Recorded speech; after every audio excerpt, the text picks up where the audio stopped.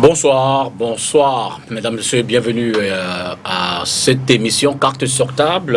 Nous nous excusons pour le léger retard, évidemment, c'est le direct.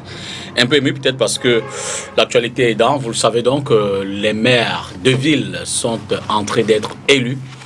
Pour l'heure, toutes les autres villes en dehors de la capitale économique connaissent leur maire pour la première fois.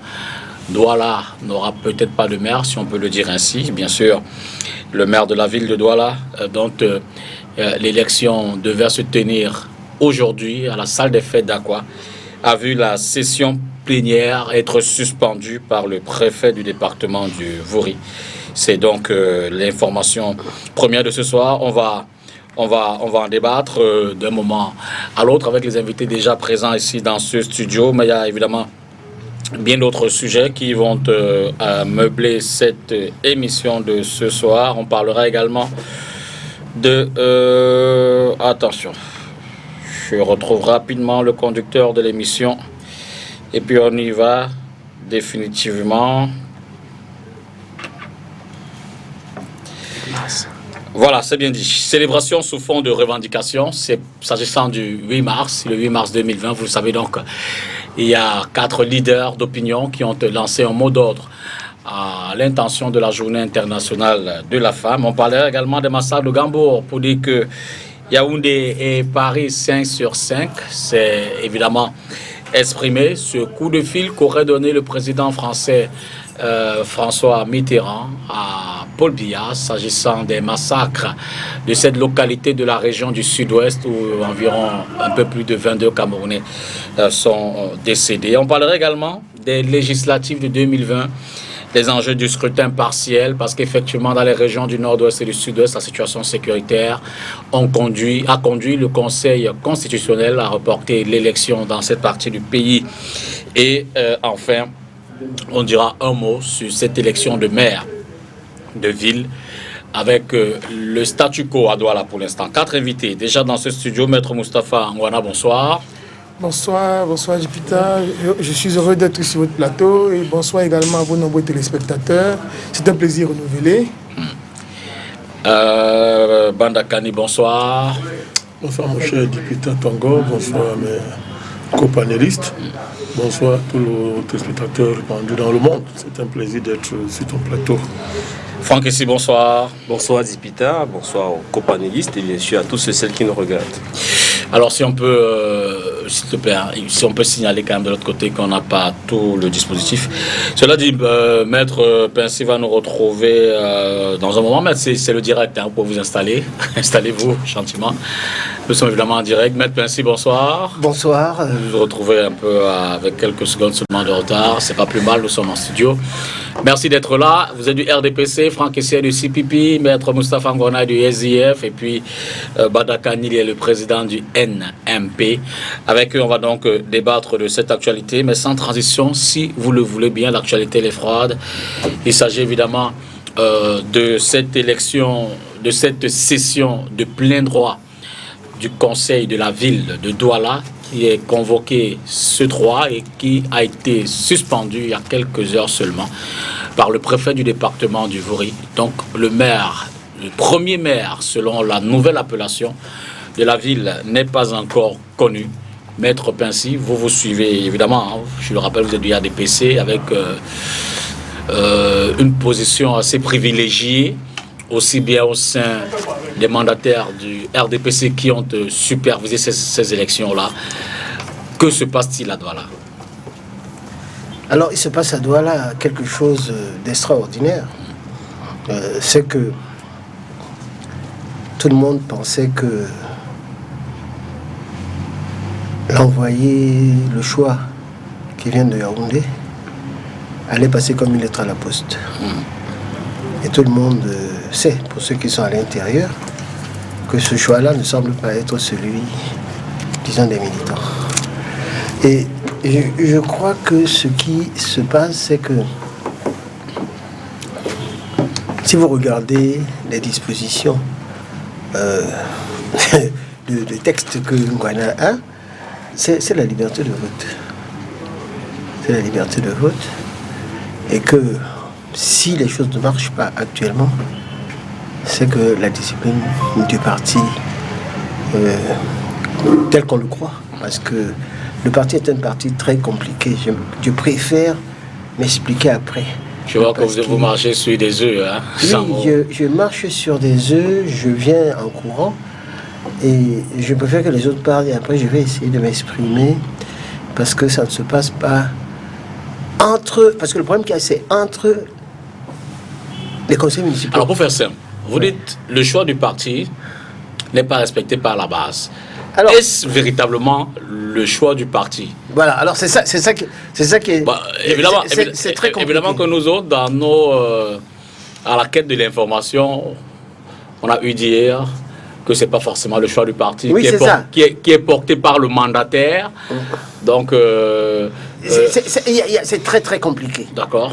Le parti politique, le parti de Douala, du RDPC est très très compliqué. Bon, Maître Moussa Fawara, peut-être en parlant, vous allez tirer les verres du nez à... C'est très très très très compliqué. C'est-à-dire ce n'est pas facile. Tout le monde pensait que celui-là serait élu comme il est à la poste. Et on sera... Mais pour faire simple, ça veut dire qu'en réalité, les autres candidats qui ont quand même maintenu leur candidature... ont le droit de le faire. Non, certainement. Mais je veux dire qu'ils sont certains que le candidat porté par le mandataire n'est pas le candidat du parti.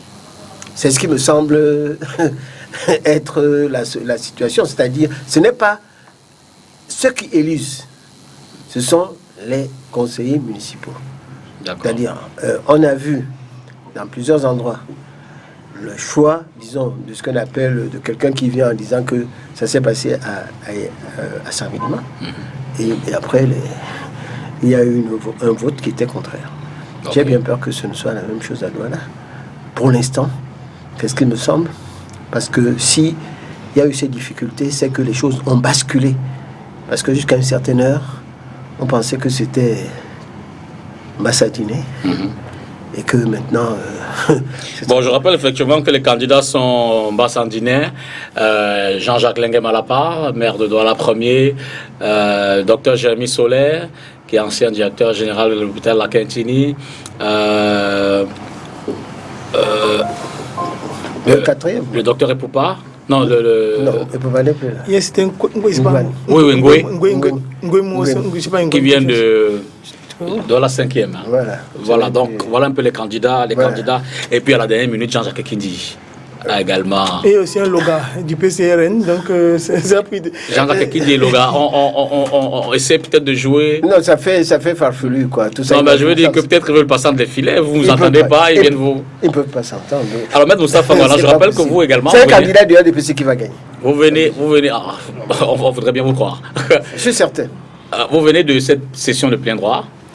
Je suis en effet conseiller municipal à la commune de Douala 5e et en cette qualité, au regard des dispositions de l'article 246 du Code de la décentralisation, je suis électeur. Voilà.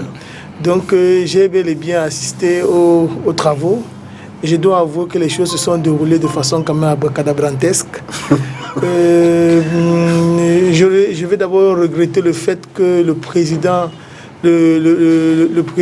de la séance s'est permis, de mon point de vue, en violation de la loi, de donner la possibilité à ce que le RDPC ait le temps pour pouvoir s'entendre.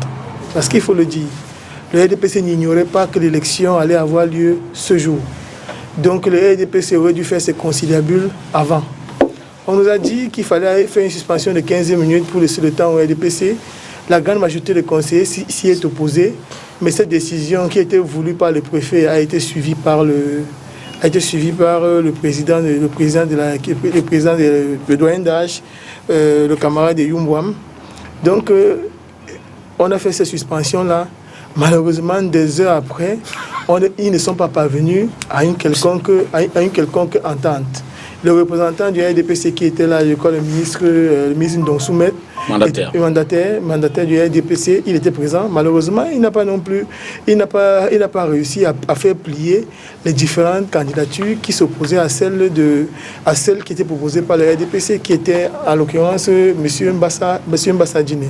Mais il faut également dire une chose, c'est que je ne sais pas, peut-être ce n'est pas un indicateur, mais à l'applaudimètre, lorsque les candidats étaient présentés, j'ai eu comme le sentiment que les candidats Jérémy Soleil et Jean-Jarlingui Malapa avaient réussi à faire bouger la salle un peu plus.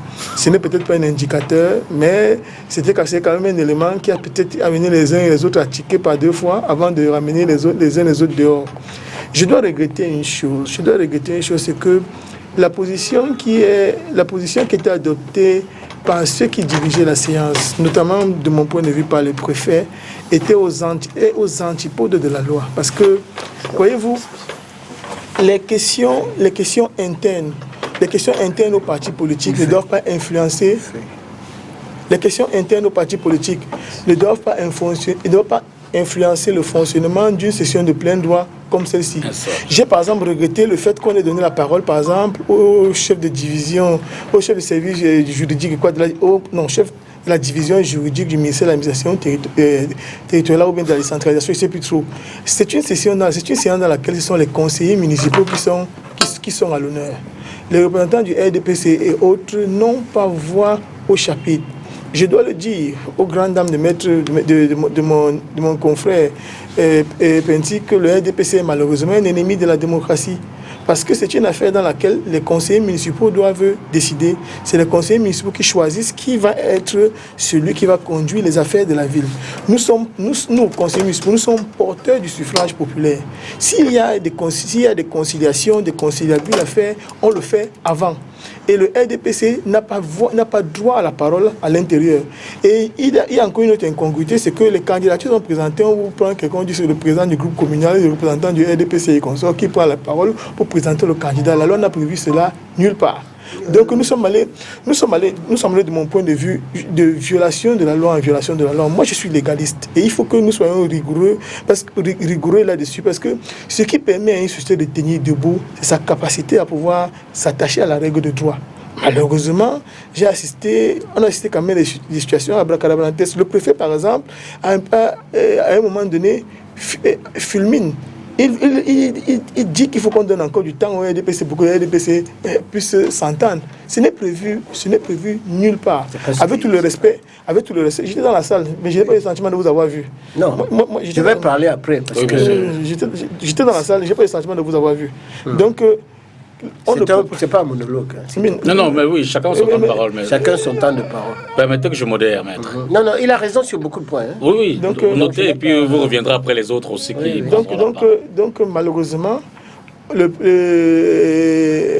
renvoi, c'est-à-dire la suspension des séances, par exemple, qui a eu lieu suite au blocage, parce que lorsqu'on est revenu dans la salle, le blocage était permanent. Okay. La suspension a été une volonté impulsée par le préfet. Parce qu'il faut que je le dise, c'est le préfet qui a impulsé véritablement cette volonté-là. Et le président des séances a carrément été taxé de rebelle. C'est-à-dire qu'entre guillemets, par un de mes confrères même qui a pris la parole pour critiquer les positions qui étaient les siennes, en estimant qu'il devait peut-être se soumettre aux autorités administratives qui étaient les consorts. Avec tout le respect encore par moi, Premier ministre, quand il arrive à un conseil municipal, une session de plein droit, c'est un observateur. Il n'a pas le droit à la parole. Et j'espère que demain, lorsque nous retournerons dans cette salle-là, chacun saura être à sa place, parce que nous ne laisserons pas que les choses se passent avec le chaos qui a été celui d'aujourd'hui. Merci. Je rappelle donc que les candidats du RDPC, Mbassa Ndiné, Nouem Modé, Lengue Malapa et Jérémy Soleil. Président Bandakani, bon, vous, c'est vrai, vous n'êtes peut-être pas à cette session de plein droit, mais vous avez l'écho de ce qui se passe. D'entrée comme ça, là, quelle est votre première réaction? Il faut dire que je ne suis pas si près. Ce n'est pas aujourd'hui que les luttes pour les positions de pouvoir au sein du RDPC, comme d'ailleurs dans d'autres partis qui ont des positions institutionnelles, que cette lutte-là, comment on dit ça, occupe la scène. Pour moi, ce n'est pas nouveau. Ce qui est peut-être nouveau, c'est que ça s'inscrit dans un nouveau cadre, où il y a un code général de la décentralisation qui a été adopté et qui désormais va encadrer l'action, n'est-ce pas, des maires de la ville qui seront désormais élus là où hier ils étaient nommés. Et que, n'est-ce pas, cette élection qui vient de se passer s'inscrit aussi dans un contexte où les élites politiques, les notables politiques veulent se positionner chacun en fonction de ses coteries pour un contrôle de perspective à court et moyen terme du pays, principalement la succession du président. Il ne faut pas qu'on fasse la fine bouche. Donc ces batailles qui hier, n'est-ce pas, étaient dures, se durcissent davantage pour occuper les positions. Donc pour moi, ce n'est pas quelque chose de fondamentalement nouveau.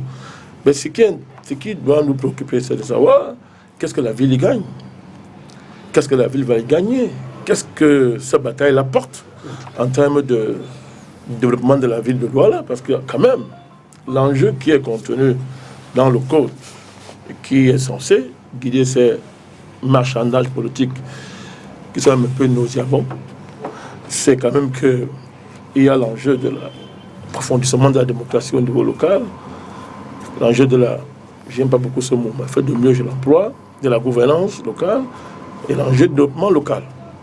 Au regard du passé que notre ville a connu, qu'est-ce que ces batailles-là, est-ce que c'est le meilleur maire qu'on va choisir pour la ville? Est-ce que son profil va correspondre aux enjeux de la ville de Douala? Ou bien c'est la continuité des coteries, plus ou moins ésotériques, des réseaux, qui se servent de la ville pour s'enrichir et conserver les positions de pouvoir. Pour moi, c'est le vrai enjeu qu'il y a là. Or, quand on regarde tout ça, quand on regarde la configuration de ces élites-là, quand on regarde même l'état du parti, parce que bon, je ne suis pas du RDPC, mais comme c'est le parti qui est au pouvoir, il doit nous intéresser. Donc, quand on regarde l'état du parti, où les conflits entre le sommet du parti, son état-major et la base commencent à être inquiétants. Parce que ça peut prolonger sur l'ensemble du pays, quand on voit que ce n'est plus les tests qui priment, c'est la pression des baronnies, des clans. Il n'y a même plus une logique politique, réellement parlant. Parce que quand les tests d'un parti ne sont plus respectés, qu'il n'y a plus de discipline du parti, c'est le chaos. Ça veut dire que chacun tire la couverture de son côté. Tout ça est très inquiétant et n'augure pas de lendemain meilleur pour notre ville. Or, le nouveau code général, là, quand même, pouvait nous faire rêver un peu, pouvait nous faire respirer un peu, croire que, n'est-ce pas, notre ville allait désormais être en adéquation avec son potentiel et donner des perspectives d'amélioration de la vie des populations. Mais avec ce qu'on voit là, il y a de fortes raisons de croire que cette décentralisation risque d'être détournée, n'est-ce pas, de son vrai objectif. C'est très bien. Franck, ici. Écoutez, pour moi, c'est tout à fait la principale ville du pays, capitale économique, soit aussi rude. C'est juste dommage que dans la façon dont, entre guillemets, notre pays entre dans une nouvelle phase institutionnelle, si on peut le dire, on est un peu inversé les logiques. Moi, je trouve dommage d'abord que, on observe plus le choc des égos, le choc des ambitions, le choc des clans, et non le choc des idées et des projets. Parce que je n'ai pas entendu une idée forte qui émerge. Je n'ai pas vu les clivages en termes de projets pour la ville, en termes de solutions par rapport aux problèmes quotidiens, nombreux, que nous, citoyens de Douala, vivons, rencontrons. Donc je trouve que c'est déjà le premier élément de cette tristesse du spectacle.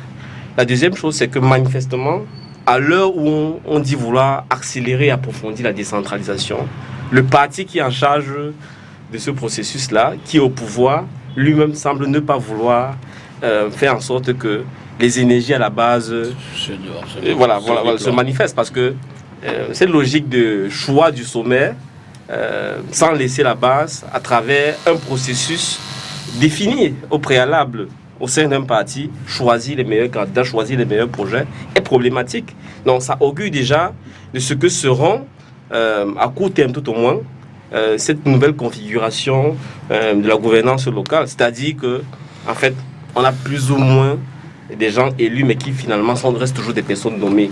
Mais surtout, moi je trouve que, honnêtement, le vrai parent pauvre, c'est le fait que tout ça, même s'il n'y aurait pas eu de clash, ne va rien changer de fondamental quand on regarde l'ensemble de l'architecture nationale.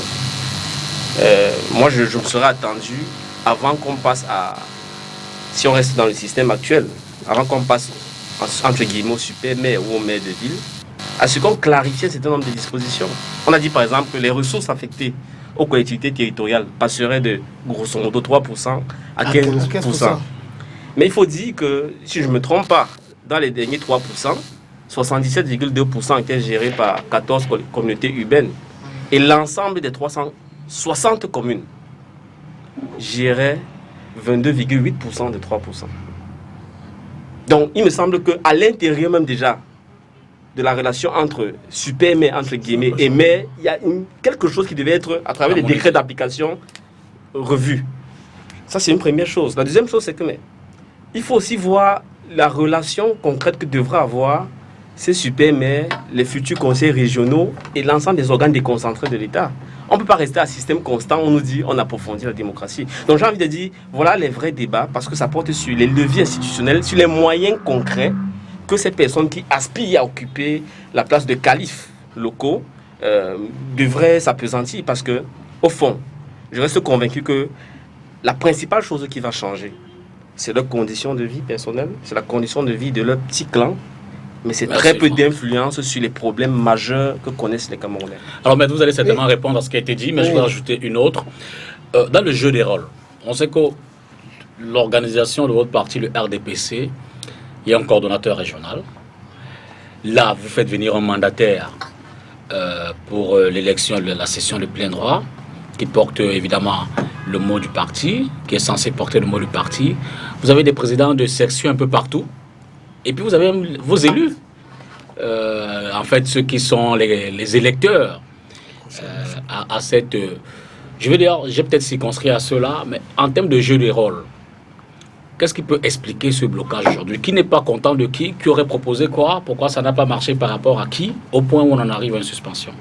Bon, je voulais d'abord répondre à mon ami Ngwana, pour lui dire que moi je n'étais pas effectivement présent et qu'il a cet avantage d'avoir été présent dans la salle, mais j'avais des informations, pas des personnes qui étaient à l'intérieur, qui m'informaient minute par minute. Et que ce n'est pas parce qu'on est à l'intérieur qu'on sait tout. Ce qu'il y a, c'est que sur ce qui se passe, disons dans les coulisses, il y a un certain nombre d'informations. Il a parfaitement raison sur un certain nombre de dispositions, de textes dont il a parlé. C'est quelqu'un que j'apprécie. Et ces textes sont simples. Et je souhaiterais que ces textes soient appliqués. Ce qui se passe dans tous les pays au monde. Vous avez en France Villani qui vient se présenter, etc., qui emmerde Griveaux qui s'en va. Il y a des personnes qui ne respectent la discipline des partis. Ça existe dans tous les pays au monde. Et nous avons vu dans d'autres pays des dissidents gagner malgré le fait du parti.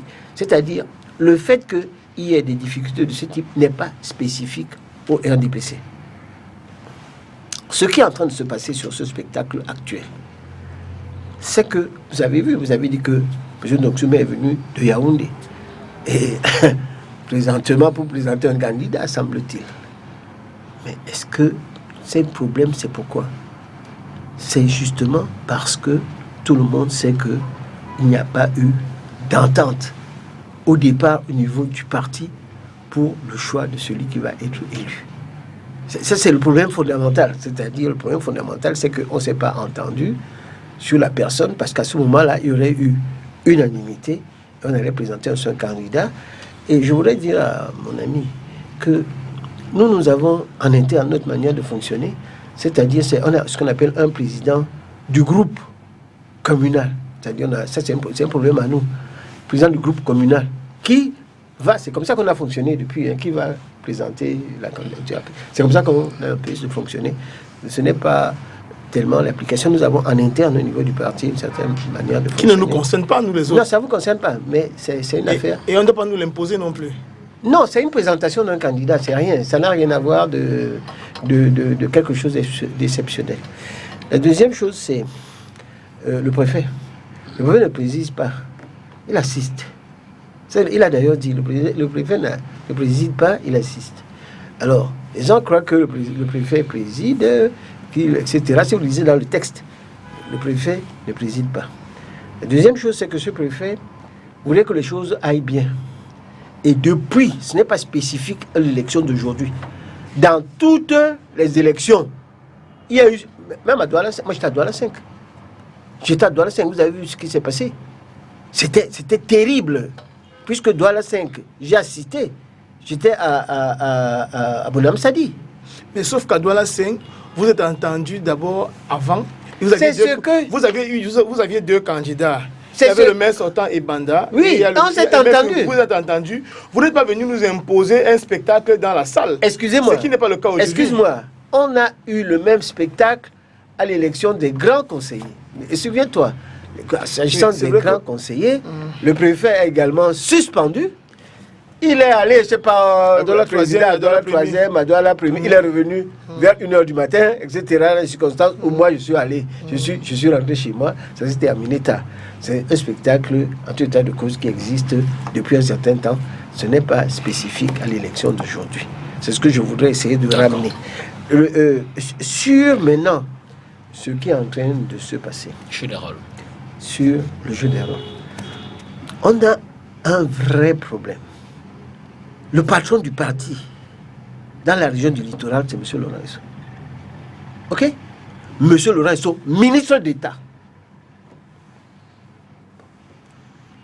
Supposons qu'on lui envoie quelqu'un à Yaoundé qui est chargé de mission. Bon, je ne sais pas si ça fait plaisir au ministre d'État. Vous l'avez vu? J'ai dit, vous qui étiez dans la salle. Le ministre d'État n'était pas là. Ah bon, d'accord. Donc, Il devait être là? Non, j'étais en train de lui expliquer que, en tant que patron régional du parti, il aurait été là, puisque dans les autres élections... Mais il aurait été là en quelle qualité? Ben, regardez ce puisque c'est une session de plein droit concernant... La session de plein droit qui s'est passée à Douala 5, j'étais dans la salle. En tant qu'observateur? J'étais même en haut, à la tribune. Il le sait. Il m'a vu. Fadil était là, à ma droite. Il n'y a rien qui est changé. C'est ce qui se passe depuis un certain nombre de temps. Si vous voyez que le patron du parti dans le régional n'était pas là, ça veut dire qu'il y a problème. Parce que la personne qui vient de Yaoundé est ministre chargé de mission. Parce que pourquoi? Parce que peut-être que le patron du parti, ce n'était pas la personne qui voulait. Vous comprenez? Je dis c'est une supposition. Absolument. C'est une supposition. Parce que peut-être que... Et sachant que vous êtes au cœur de l'événement, non, je ne sais pas. Suppositions... Non, c'était une supposition. Bon, quand même un espace il a dit que je n'étais pas là. Donc, je suis en train de faire une analyse. Allez-y. On va sortir de là. Spécifiquement personnelle d'une situation du parti qui est très, très compliquée. Donc, vous avez également les présidents de section. Mais les présidents de section, je ne pense pas que les présidents de section étaient là. Pas moi à dire. Puisque on a mis tout le monde dehors. Je crois que le président de section n'était pas là. On a demandé que tout le monde sorte de la salle. Donc, le président de section qui n'était pas conseiller municipal n'était pas là. Ok, merci. Mais je n'étais pas dans la salle. Sur ce point-là, je connais qu'il est très honnête. On ressort peut-être par là. Ce que je voulais dire par là, c'est que le parti ne s'est pas entendu sur le choix d'un candidat. Et demain, est-ce qu'on peut avoir la garantie que l'élection va se passer sans le spectacle qu'on a vu aujourd'hui, sans suspension, sans tractation? 10 heures, on aura fini en temps et en heure. Je suis sûr que demain, le maire sera élu. Ça veut dire que cette nuit, c'est la nuit des longs couteaux? Hier, déjà, c'était la nuit des longs couteaux. Alors, pour finir, la nuit des longs couteaux continue. C'était juste la phase commentaire, mais pour finir, et je pense que c'est la question que le citoyen de Douala se pose.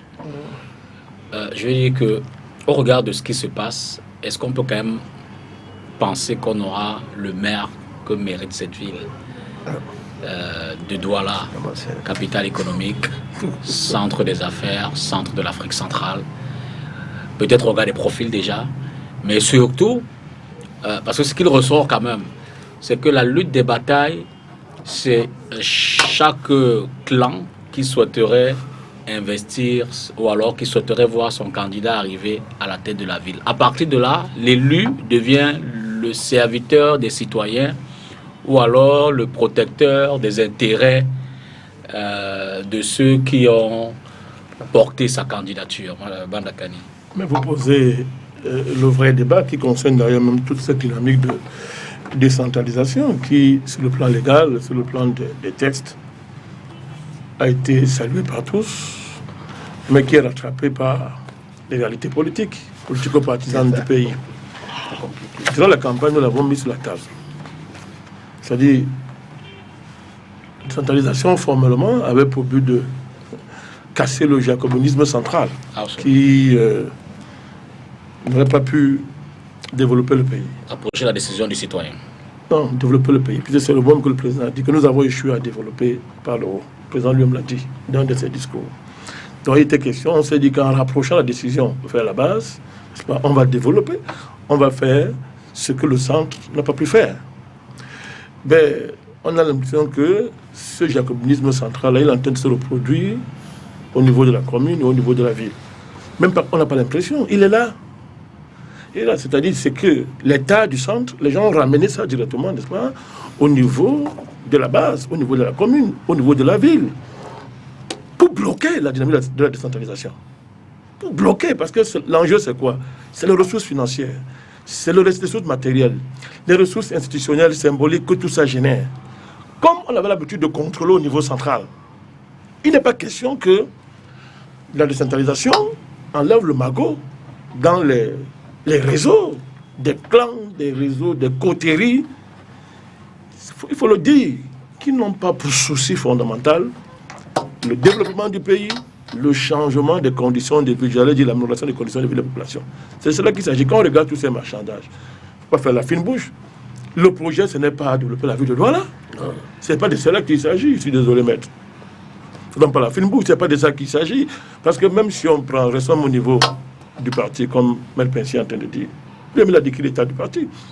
Moi, je ne suis pas de ceux qui font du formalisme juridique. Un parti, c'est de la discipline. La discipline est librement consentie, c'est la base de la cohérence idéologique et du partage de la vision du parti par tous. Mais lorsque on atteint un tel niveau de discipline, ça veut dire qu'on a même peu la même vision politique. C'est ce que ça veut dire. Même si les oripeaux sont maintenus, ça veut dire donc, ça veut aussi dire que comment on va trancher ça, même quand on va arbitrer? Est-ce que parce qu'on va arbitrer, je ne sais pas par quelle manière, les différents camps vont taire tous leurs problèmes pour se consacrer à développer la ville? Je ne crois pas. Je ne crois pas. Le passé nous a renseigné. Ce n'est pas la ville, c'est pas le progrès de la ville qui les intéresse. C'est s'enrichir. C'est enrichir les coteries, maintenir les positions de pouvoir. Voilà une ville comme Douala. Mais ça devient comme... mais ça commence à ressembler à Chicago, quelque part aux États-Unis. Ça commence à ressembler un peu à ça. Hein? La ville est contrôlée. La vie est sous contrôle, pas des méthodes qui ne sont pas loin d'une certaine mafia. Ce sont les mêmes gens qui contrôlent la ville. Hein? C'est même effrayant. Vous avez même peur de mettre votre nez là-dedans parce qu'on peut couper ça violemment. On n'est pas loin de ça. On n'est pas loin de ça. Donc, moi je pense que l'élan, n'est-ce pas, qui a été déclenché par la décentralisation, que nous avons soutenu, que nous continuons à soutenir, il faut encore mener des batailles pour que la pression des élites, la pression des réseaux, des baronnies, des clans, n'est-ce pas, ne viennent pas voler les avantages que les populations sont en droit d'attendre de la décentralisation. Franck, ici, l'enjeu pour la ville, pour la cité? Moi, je vois aucun changement. Moi, je ne crois pas que ce qui a été voté comme texte qui doit accompagner la nouvelle impulsion en matière de décentralisation soit à la hauteur des enjeux, soit à la hauteur des attentes, et soit en mesure de véritablement libérer au niveau local les possibilités de participation des uns et des autres. Et la pratique actuelle montre pas qu'on a ramené le jacobinisme central au niveau local, mais que ce n'est jamais parti. Ça montre que on est dans un arrangement cosmétique.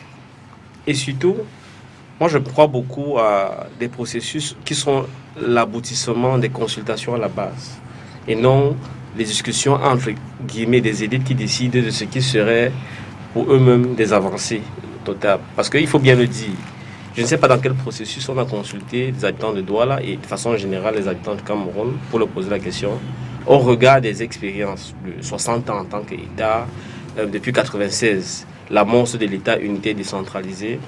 Qu'est-ce qui dans le dispositif institutionnel de gouvernance centrale comme locale vous semble encore pertinent qu'on doit conserver, et qu'est-ce qu'il faut absolument changer? Il n'y a pas eu ce genre de débat. la raison pour laquelle nous, par exemple, nous disons qu'il est urgent de refonder cet État. Les débats sur la nature et la forme de l'État renvoient à cette préoccupation profonde. Parce que, comme je vous l'ai dit, vous voyez qu'on a beau élire de nouveaux califes locaux, mais la réalité est qu'en termes de répartition des ressources, en termes de pouvoir d'action, il n'y a pas grand-chose. Moi, j'ai l'habitude de résumer un peu au regard des différentes concertations que je fais ici et là avec des compatriotes, des problèmes clés qui les intéressent, les problèmes de sécurité, les problèmes d'emploi, les problèmes d'infrastructure, les problèmes d'éducation, de santé.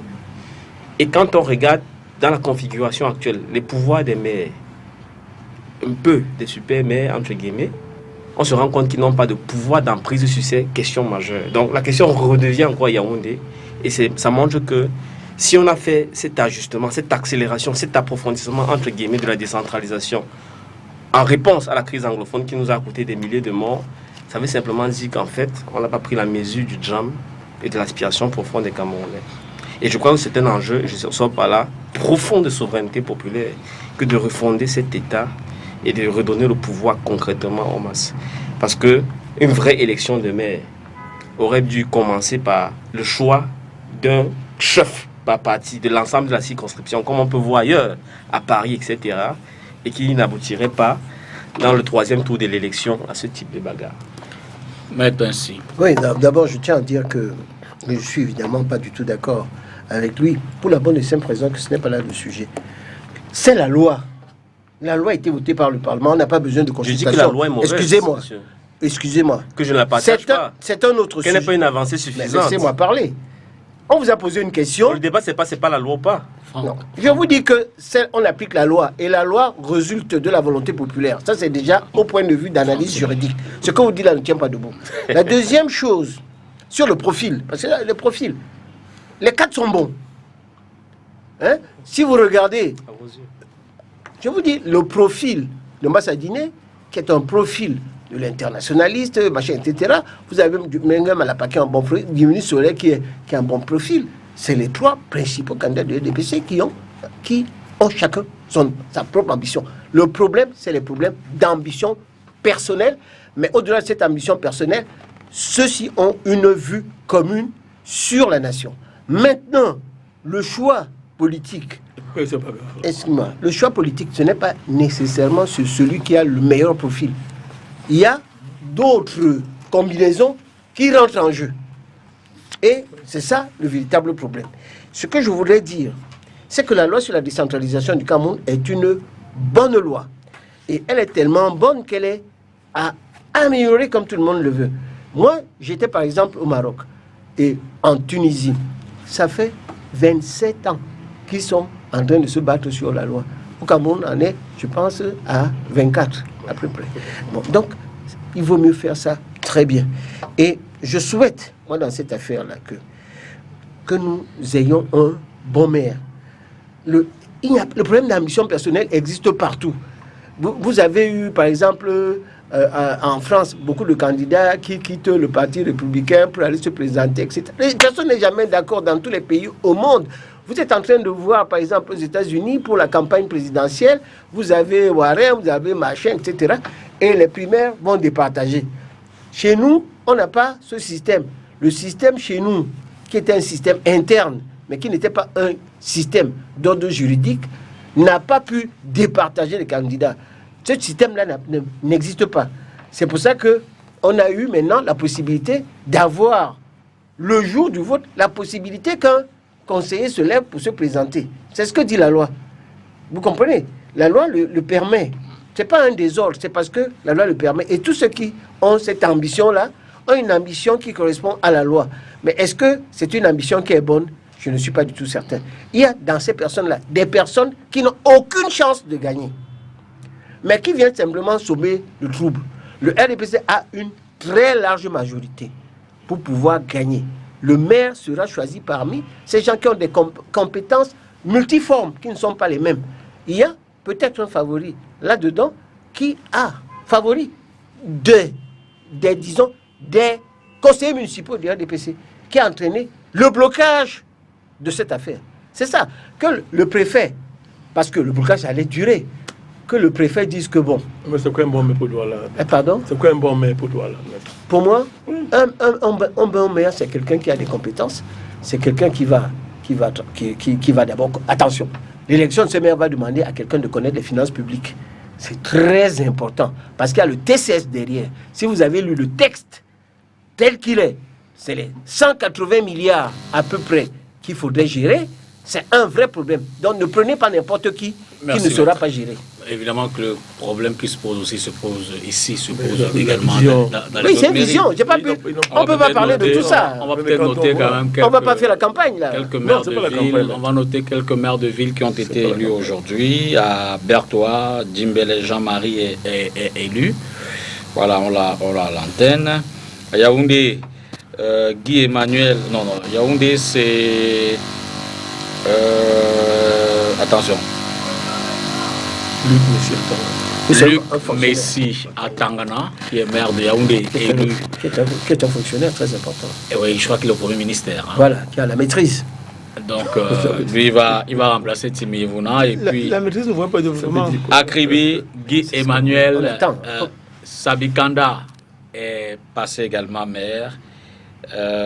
Voilà un peu pour ce qu'on a comme maire aujourd'hui.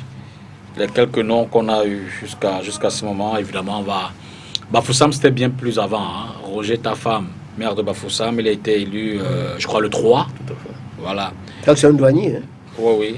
Il était en service ici à Douala. À Sangmelima, là-bas aussi, il y a eu... Pourquoi pas ceci?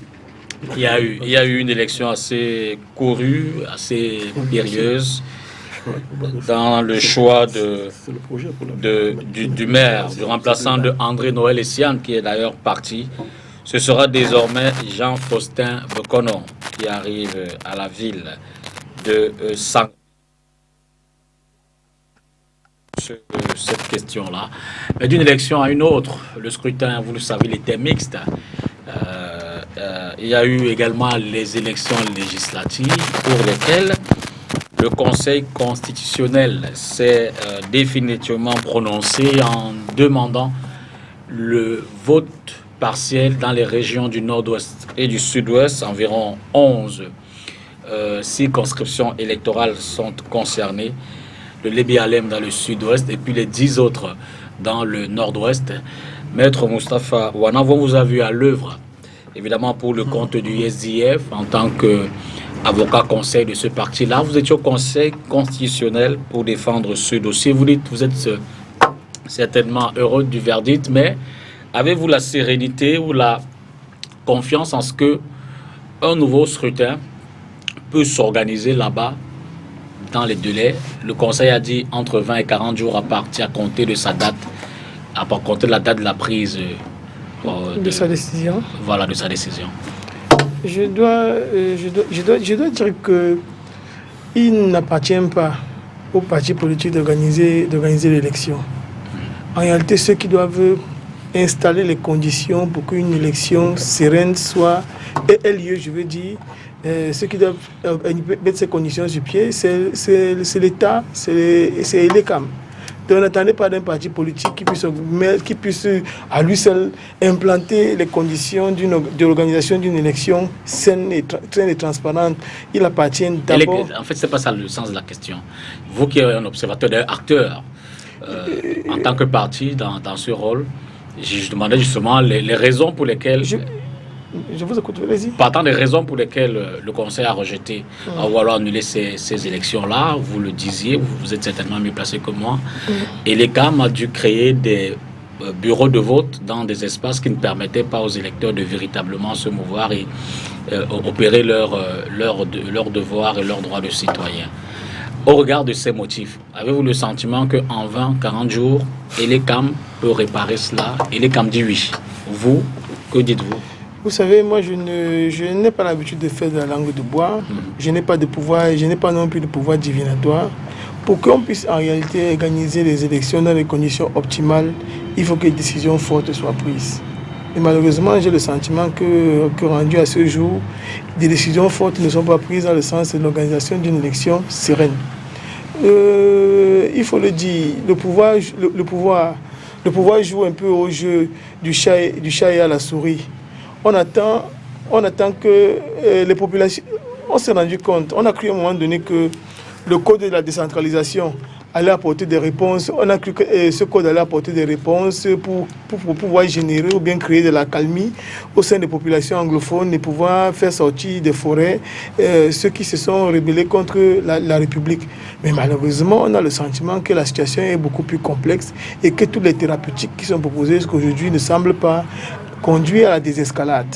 Ça, c'est l'impression première que j'ai. Il faut que les décisions fortes soient prises. Si elles ne sont pas prises, on ne pourra pas, de mon point de vue, avoir une élection qui va se dérouler dans les conditions optimales. Mais il faut vraiment le dire, c'est que au-delà de ce que les bureaux de vote étaient très éloignés des électeurs. Vous avez par exemple, quand on vous place 2 urnes pour 60 bureaux de vote. 2 urnes, 60 bureaux de vote et il n'y a pas de liste affichée. Et les populations ne sont même pas informées de ce qu'on a déplacé, on a dépensé les lieux où l'élection doit avoir lieu. Et les centres de vote sont une terminologie qui n'existe même pas dans la loi. Parce que la loi parle des bureaux de vote. Alors donc, il faudrait que les conditions sécuritaires soient absolument améliorées. Je dois par exemple prendre un cas comme dans la Menchoum. Dans la Menchoum, il y a 2 grands pôles. Il y a Menchoum Centre et il y a une localité qui s'appelle Befang. Vous vous rendez compte que lorsque le candidat du SDF, qui avait quand même eu suffisamment de courage pour pouvoir battre campagne dans la zone, on a commencé les décomptes et il était largement favori. Mais le représentant, celui qui présidait, le représentant de la commission locale a emporté les résultats avec lui et est entré dans une voiture de l'armée et il est parti. Donc vous comprenez, donc il faut également qu'il y ait la volonté des acteurs à ce que le jeu soit sincère. Parce que malheureusement, il y en a, c'est-à-dire que d'après les informations que nous avons, qui ne sont peut-être pas vraies, il y a un jeu qui se joue entre les tenants du pouvoir.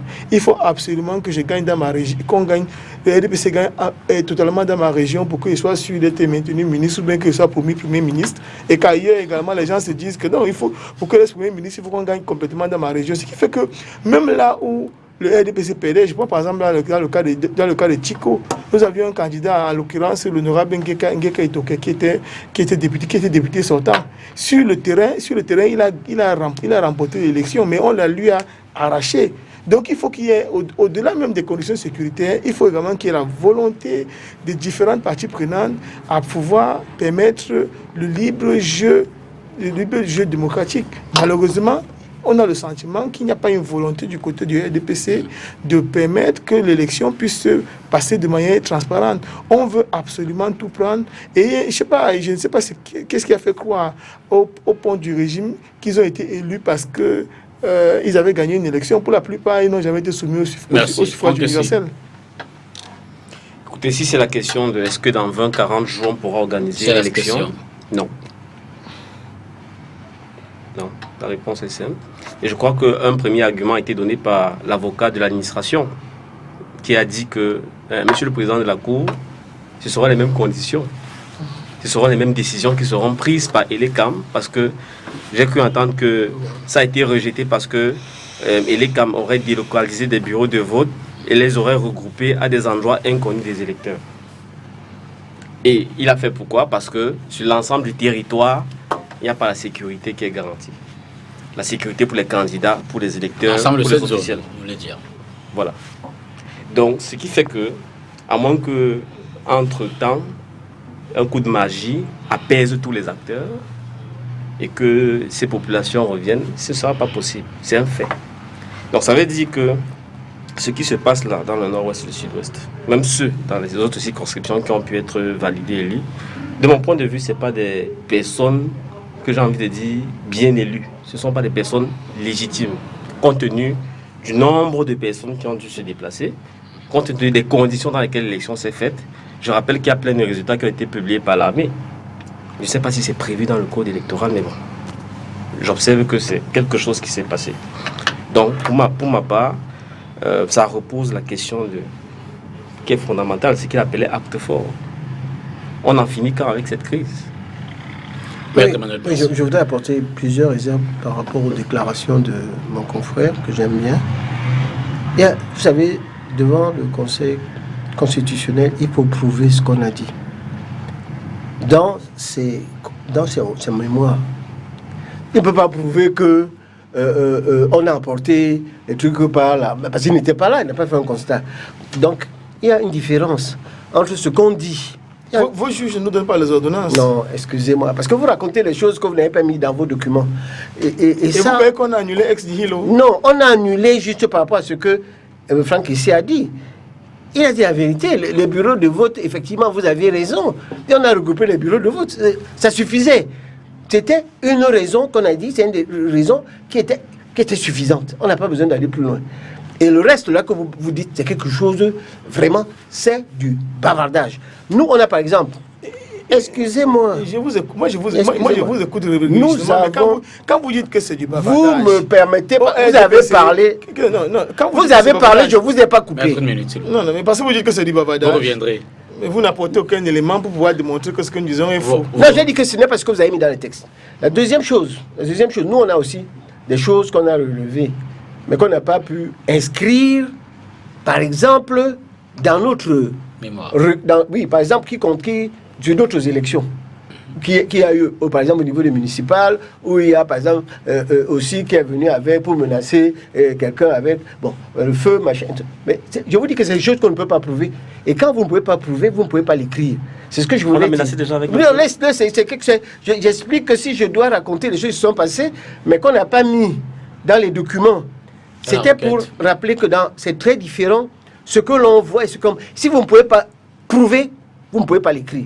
Donc, ce qu'il ne peut pas prouver, il ne l'a pas dit et il ne l'a pas fait. Bon, ça, c'est que ce soit pour les législatives ou chez les municipales. Et ça, vraiment, je tiens à son honnêteté intellectuelle, parce que c'est quelqu'un, mais sur ce point-là, il sait très bien qu'il n'a pas pu prouver, par exemple, que l'armée a pris les trucs et est parti. Il n'était pas là-bas. Donc, il n'a pas l'huissier qui était là-bas, il n'a pas pu le faire. Ça, c'est impossible. Monsieur, après, tu ne peux pas le faire. Donc, l'argument que tu as utilisé, et qui était un bon argument de juriste, qui dit que vous avez pris, vous avez regroupé, même moi, si j'étais président du Conseil constitutionnel, j'allais dire que non, monsieur, là, c'est tout ça, j'annule. Bon, ça, c'est ce que le délai. Bon, maintenant, les délais, est-ce que entre 20 et 40 jours, ils vont le faire? Bon, je crois que les camarades qui vont le faire, parce que c'est compliqué, mais il faudrait qu'ils le fassent. C'est la responsabilité de l'ECAM, c'est pas la responsabilité de l'État, parce que vous avez fait une confusion. Et l'ECAM, c'est pas l'État, en fait, même si c'est etc. Parce qu'avant, quand c'était... Mais il y a un enchevêtrement bizarre entre les ministres des élections. Oui, il y a un ministre des élections. Il y a un enchevêtrement. Que le ministre de la Défense. Qui vous donne l'impression que c'est la même chose. Oui, non, c'est pas même lorsque vous assistez au consensus, les arguments de l'ECAM et les arguments du RDPC, laissent souvent croire qu'il y a eu une concertation préalable. Il y a eu une concertation de l'ECAM et de RDPC. Puisque le RDPC a perdu ces procès-là, ça veut dire qu'il n'y a pas de concertation. Je n'ai pas parlé de concertation, j'ai parlé de l'ECAM. Non, excusez-moi. Nous, on fait même souvent les procès à l'ECAM. On a fait, par exemple, le procès à l'ECAM. Mais terminé, et puis... je voulais expliquer parce que... Sur les délais de reprise. Oui, c'est ce qu'il raconte là, c'est ce que je lui ai expliqué. Il dit quelque chose de vrai et après il mélange. Bon, maintenant, sur les délais, il faudrait que ça soit respecté. Parce qu'on ne peut pas refaire la même chose. Les mêmes causes auront les mêmes effets.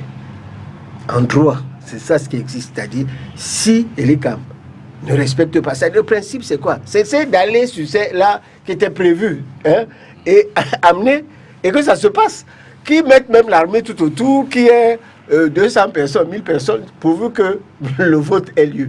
Et que ça surveille. C'est ça, moi, je pense que sur ce délai-là, il sera pris des dispositions fortes pour que le vote se passe dans les bureaux, quelles que soient les personnes, et que l'armée puisse... Tout compte fait, avant que Bandakani ne prenne la parole, je voudrais signaler quand même que le directeur général de l'ECAM a déclaré qu'ils pourront organiser ces élections sur la base de la requête qui avait été faite, à savoir que les bureaux de vote... Mais je voudrais savoir, dans le pire des cas où l'élection ne pourrait pas se faire dans les 40 jours, ah non, c'est obligé de le faire. On devra faire coup de travail. Elle aura lieu. D'accord. Voilà, Kani, c'est la question évidemment de la faisabilité de ces élections. Je voudrais saluer la prouesse juridique de mes amis du SIF. Un contentieux, c'est toujours une course de fond. Donc, quand on sort victorieux du contentieux, c'est à féliciter. D'ailleurs, moi je l'ai découvert pendant le contentieux présidentiel. Quelqu'un de très engagé, de passionné dans ce qu'il fait, j'ai apprécié. Mais je note une contradiction. C'est pas seulement valable pour le SDF, c'est valable aussi pour mon ami Franck ici. On ne peut pas exiger le respect de la loi au niveau du contentieux et ne pas rapporter cela au fait que cette crise qui est dans nos autres, c'est d'abord une crise de la violation de la loi. Bien sûr. C'est clair et net, c'est-à-dire ceux qui ont pris les armes là-bas, c'est ce que la base légale. Quelle est la légalité qui permet aux gens de prendre des armes?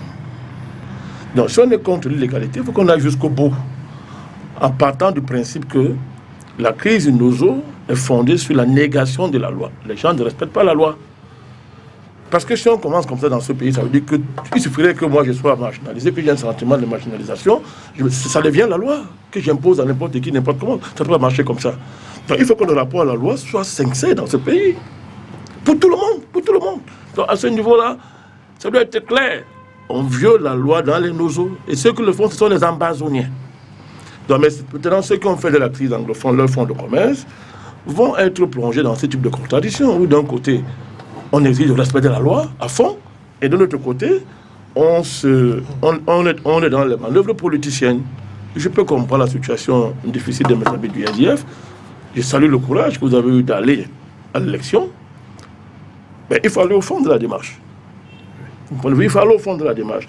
Moi, je ne fais pas dans la langue de bois. Une élection, pour l'élection, ce n'est pas une fin en soi. L'élection, ce n'est pas une fin en soi. L'élection a pour but de sauvegarder la paix, de sauvegarder la loi dans un pays, d'aider le pays à fonctionner. Donc, à partir du moment où tout le monde admet que là-bas, les conditions de sécurité ne sont pas réunies pour l'élection, mais des mesures, et certaines doivent être prises au niveau des camps. C'est dans ce sens que moi j'ai compris les dispositions qui ont été prises là. Donc, il faut que dans le respect de la loi, n'est-ce pas, et des dispositions soient prises pour qu'il y ait élection dans ces endroits-là. Parce qu'il faut qu'il y ait élection là, parce que ceux qui en ont fait le fonds de commerce ne guettent que ça. La crise ne doit pas finir. Il faut qu'il y ait une crise éternelle là-bas, pour que le fonds de commerce continue à être exploité pour ce qu'on connaît. Pour ce qu'on connaît. Donc, moi, de mon point de vue, moi, je dis, moi, je souhaite que l'élection ait lieu. Moi, je souhaite que l'élection ait lieu, que des mesures qui correspondent, n'est-ce pas, à cette situation exceptionnelle soient prises pour que l'élection ait lieu pour l'intérêt supérieur de notre pays. Vous voulez rebondir et on passe à la suite. Ah, mais on va comprendre ça. Je ne m'épuise pas les arguments. Je vais dire une seconde. Je l'ai vu noter. Moi, j'ai une seconde à dire. Non, je vais dire que moi, je suis très surpris qu'une personne qui elle-même est un magma de contradiction puisse voir la contradiction dans la démarche de ceux qui demandent le respect de la loi. Le SDF n'a jamais soutenu la cause sécessionniste. Donc je ne vois pas en quoi est-ce qu'il y a, je vois pas en quoi est-ce qu'il y a une contradiction entre les positions que nous tenons aujourd'hui et celles que nous avons toujours défendues. Le SDF est un parti qui soutient le fédéralisme. Donc je refuse donc sur un plateau de télévision une personne qui en 2011 a soutenu Paul Biya, en 2018 a soutenu Paul Biya, vient sur un plateau de télévision et semble vouloir donner des leçons aux uns et aux autres. Je suis contre cette façon de faire là. Et il faut comprendre que si la crise, par exemple, s'est métastasée, c'est parce que des solutions appropriées n'ont pas été apportées au moment où il fallait. Parce qu'en réalité, lorsque cette crise a commencé... C'est la réponse de 30 secondes, ça. Lorsque cette crise a commencé, on avait la possibilité de l'arrêter en quelques jours. Ça n'a pas été fait. Et aujourd'hui, ce ne sont pas les partis d'opposition qui doivent emporter la responsabilité. Ceux qui emportent la responsabilité sont bel et bien connus parce qu'au moment où il fallait prendre une décision, les décisions n'ont pas été prises. Un mot, et puis un mot, et on ressort. Oui, allez-y, Franck. Ok, deux choses. La première chose, c'est que je ne sais pas ce qu'il appelle la crise a commencé parce que les gens ont violé la loi.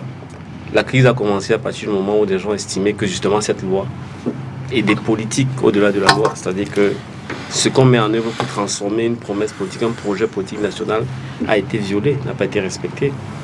La crise a surgi avec au cœur de la revendication un désir d'autonomie clair, le respect d'une certaine spécificité. Donc c'est ça qui est clair. Et dans la façon dont ça a été géré, je crois que c'est après un an à moins qu'on veut réécrire l'histoire, qu'on a vu des gens commencer à prendre les armes. Maintenant, je laisse à ceux qui nous regardent le soin de juger. Donc, dit aujourd'hui que faire le constat, en rappelant les arguments des uns et des autres, qu'une bonne élection, c'est-à-dire une élection où tout le monde peut aller voter en sécurité, candidats peuvent se déployer, et que les gens qui sont issus de ça sont le résultat de l'expression populaire, n'est plus possible dans le nord-ouest et le sud-ouest. Ce n'est pas être contre la loi. Maintenant, je voudrais dire que, globalement, je termine. J'avais dit deux choses, c'était le premier point. Je lui répondais, mais je revenais sur mon propos général sur ces élections. C'est de dire que je suis très heureux de ne pas y avoir participé. Je suis très heureux de la faible participation. Parce que, pour moi, ça témoigne... Parce que le Conseil, si tu saches pas 45%. C'est 47,8%, donc 44%, ils ont 43,8%, 44%. D'accord. Soyons généreux. On arrondit. Officiellement, par rapport à 2013, c'est presque la moitié. Mais on sait que dans la réalité, c'est en dessous de 30%. Ce que je veux dire, c'est quoi? C'est que, pour moi, la non-participation a un processus biaisé. Parce que déjà, il ne permet pas la libre expression des populations, il est faussé en amont, il est faussé en aval. Deuxièmement, parce qu'il n'est pas à la hauteur des crises que nous connaissons. Parce qu'il parlait tout à l'heure de la loi. Moi, je dis qu'il y a deux crises fondamentales par lesquelles un pays peut passer. Parce qu'il y a deux textes fondamentaux qui nous définissent. Il y a la Constitution, qui scelle le projet national, qui scelle notre identité, qui scelle le consensus. Et de l'autre côté, il y a la loi électorale qui définit les mécanismes d'évolution du pouvoir. Lorsque d'une part, il y a contestation... Il y a contestation de la loi fondamentale à travers ce qui se passe dans la zone anglophone. C'est-à-dire qu'on ne se reconnaît plus dans le projet national. Et que d'autre part, il y a contestation de la loi électorale. Comme on a pu le voir au lendemain des élections, M. Ngouana qui est là a l'idée pour l'annulation totale des élections. Merci, Franck. Je pense qu'un pays doit s'arrêter.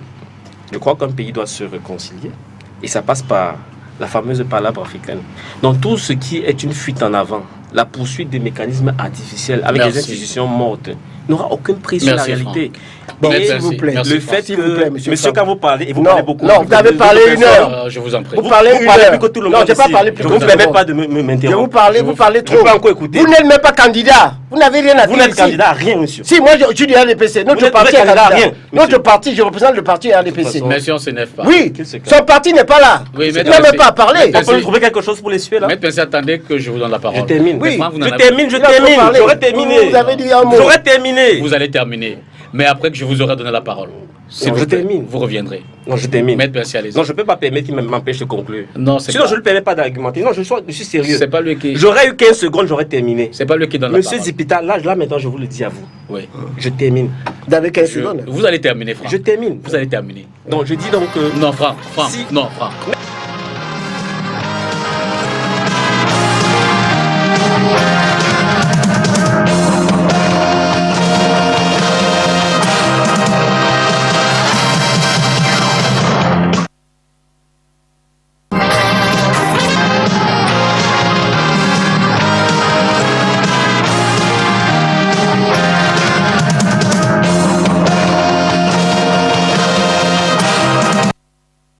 Voilà, Maître Pensé, vous avez la parole. Oui, ce que je voudrais dire, c'est que moi, quand un parti n'est pas candidat à une élection, vraiment, je souhaite qu'il ne vienne pas parler de quelque chose à laquelle il ne participe pas.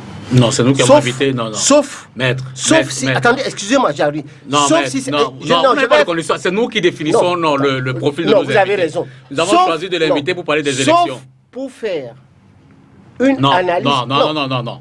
Ça veut dire que je suis d'accord. Vous suivez dans vos arguments. Voilà, je suis d'accord. Par exemple, je suis d'accord avec ce qu'a dit Bandakani. Ok. Parce que Bandakani a été d'une clarté biblique dans son... C'est votre allié objectif. Ouais, laissez-moi parler. Et je dois dire que ce qu'il a fait comme démonstration, j'en fais mien sur cette démonstration-là. Et je dois dire que quand on a une affaire de ce type et que l'on commence à parler du début de la crise de nos eaux, on ne s'en sort pas. On sort du sujet. Vous comprenez? On sort du sujet parce que ce n'est pas la question que vous nous avez posée. Et quand on est dans une discussion, il faut qu'on réponde à ce sujet-là. Et je dois dire que sur ce point-là, sur les arguments, moi je ne vais pas reprendre ce qu'il a dit. Ça dit, j'adhère à son analyse qui est forte, et qui est intelligente. La deuxième chose, c'est que dans le cas de cette affaire, quand vous prenez les armes pour faire la guerre contre l'État et que l'État vienne là-bas, il ne faut pas se prévaloir, c'est une règle de sa propre turpitude. Ça, c'est une règle fondamentale du droit. La deuxième chose que j'aimerais dire ici, c'est que nous devons tous garder notre calme dans le cadre de cette affaire. Et je souhaite que, et je vais vous dire, il y aura des élections, quel que soit le nombre de personnes, et je souhaite que ça se passe et que le RDPC gagne. D'abord, je dirais à mon ami Franck ici que je ne découvre pas l'abstention ou bien la faible participation lorsque je ne fais pas une élection. C'est une tendance, si on veut jouer ce jeu-là, du jeu politique camerounais depuis bientôt 30 ans. Il y a un pic élevé de participation, 90, 92, jusqu'à 97. À partir de là, il faut voir, qu'il aille voir les chiffres. Il y a un pic descendant d'abstention qui n'a même pas culminé dans cette élection. Donc, je ne coupe pas l'abstention pour délégitimer, n'est-ce pas, les élections sous prétexte qu'il y aurait une faible participation. Maintenant, c'est bien de faire l'anarchiste ici à Douala. Si le chaos se généralisait dans le pays, on verrait les courageux. À ce moment-là, on verrait les courageux. On découvrirait l'importance de la loi. Moi, je sais ce qu'on appelle les dynamiques révolutionnaires. On ne m'apprend pas ça, dynamique révolutionnaire. Mais comme je le dis, une dynamique révolutionnaire doit être supérieure à ce qu'elle veut remplacer. Quand ce n'est pas le cas, ça ne sert à rien. Donc moi, je maintiens ce que j'ai dit. Le marquement de contradiction, ce n'est pas moi, cher maître. Le marquement de contradiction, c'est vous. D'abord, soutenir le président Biya en 2011 et l'autre en 2018, c'est de la cohérence. Deuxièmement, malgré ça, moi, je n'ai jamais eu un soutien du RDPC. Vos sénateurs ont été élus dans la dernière élection sénatoriale par les mots d'ordre du RDPC. C'est ce que vous dites. Oui, je peux continuer. Allez-y. Je ne t'ai pas interrompu, mais j'ai beaucoup de respect pour vous. Les conseils de donner, le monde entier a vu. Le monde entier a vu. Sur les sénateurs. Oui, le monde entier a vu. Deuxièmement, moi, les dignitaires du RDPC au niveau le plus élevé sont les seuls que vous invitez à vos congrès. Troisièmement, vous avez dit comment de faire que vous n'irez pas aux élections. Vous allez boycotter les élections pour aller après. Quatrièmement, la contradiction la plus grave, c'est d'aller au Conseil constitutionnel, une démarche légaliste, et après soutenir des dynamiques qui sont de l'illégalité totale, sous prétexte qu'avec des arguties politiques. Donc le marquement de contradiction, ce n'est pas moi, c'est vous. Et il faut l'assumer. Moi, j'ai salué votre démarche parce qu'elle est républicaine. Alors, je l'ai saluée. Mais je dis seulement qu'il faut qu'on aille jusqu'au bout. Moi, je n'ai pas revenu sur les propos du président Froundi, qui a dit que s'il était jeune, il serait ambazonnier. C'est comme le président de votre parti. Donc là, il n'y a plus d'ambiguïté. C'est il a dit. Donc, moi, je pense que dans notre pays, les choses doivent être claires. Si on est dans la République, on assume ça jusqu'au bout. Si on n'y est pas, on fait l'ambazonnier jusqu'au bout. Notre camp, il est clair. Nous sommes contre la sécession dans notre pays. Merci. Nous sommes contre les distances que les gens prennent avec la loi pour des projets qui empirent la situation du pays et même des régions qu'on prétend promouvoir. Regardez ce qu'elle vient de venir là-bas aujourd'hui dans ces deux régions-là. Avant cette situation, c'était pas pire que ça. C'était mieux. Les populations le démontrent dans leur comportement de tous les jours. Merci Banakane. Entre-temps, il y a donc eu ces morts de Cabourg. Le gouvernement parle de 5 morts. Le HRW parle d'une vingtaine de morts. La polémique, évidemment, est allée au-delà des frontières avec la sortie du président Macron qui a promis d'appeler le président Biya. Et l'AFP a confirmé cet appel. Entre-temps, il y a encore eu des morts. Asmol, Babanki, c'était le 25 février. Le gouvernement a également fait une sortie. Mais cela dit, l'enjeu de la question, c'est cet appel du président français au président Biya. Je veux dire, après la sortie de l'AFP, on a l'impression que la fièvre est retombée, la pression, s'est dissipée, Maître Pincy. Oui, je voudrais qu'on rajoute que je suis officiellement l'avocat du RDPC. Et c'est à cette qualité que je suis ici. Ben, il le sait, je défends le RDPC.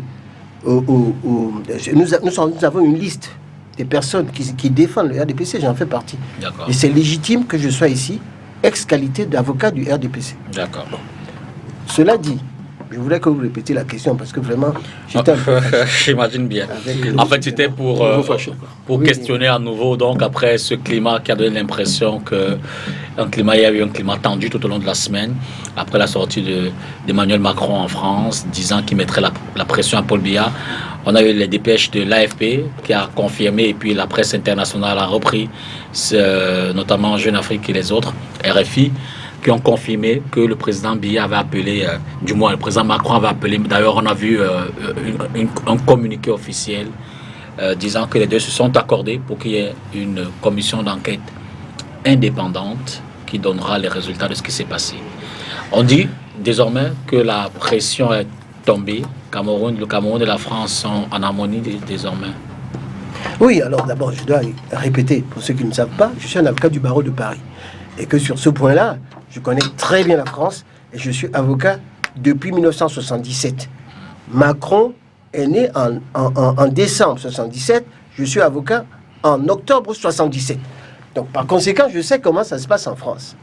La France et les Français acceptent toujours qu'en face de soi, il y a quelqu'un qui est du répondant. Les gens ont peur. Or, dans le cadre des relations, nous avons vu une ambivalence dans les comportements. Au Cameroun, les gens qui vont marcher, les autres qui disent ceci, les disent cela, et de l'autre côté, le président de la République, Paul Biya, qui ne dit rien. Mais le silence est un langage. C'est-à-dire le président a su... En même temps, difficile de dire qu'il ne dit rien parce que entre la sortie de Macron et le communiqué, le nouveau communiqué à l'AFP, il y a quand même eu au moins 4 sorties. Hein, le ministre de la Communication. Oui, il laisse parler les autres. Le secrétaire général, au nom de la présidence, a également réagi. C'est le style du Cameroun. D'accord. Qui est extraordinaire. Et qui est extraordinaire parce que le Cameroun est un pays pluriel, qui est très intelligent. Et je dois vous dire ici d'ailleurs que c'est une parenthèse. Les élections qui se passent actuellement à Lyon, le RDPC est allé là-bas pour un candidat. Et nous, vous savez que nous travaillons avec des fromages. Et nous avons expliqué au Parti républicain comment ça fonctionne. Parce que tous les fichiers du Parti républicain ont disparu. Et ils ont applaudi par rapport à ce qu'on fait ici au Cameroun. Au Cameroun, nous devons être fiers de ce que nous sommes. Et le président Macron sait que notre président, c'est quelqu'un d'intelligent. Au Cameroun, on fait réapparaître des fichiers. J'ai pas compris. C'est-à-dire, il y a des fromages.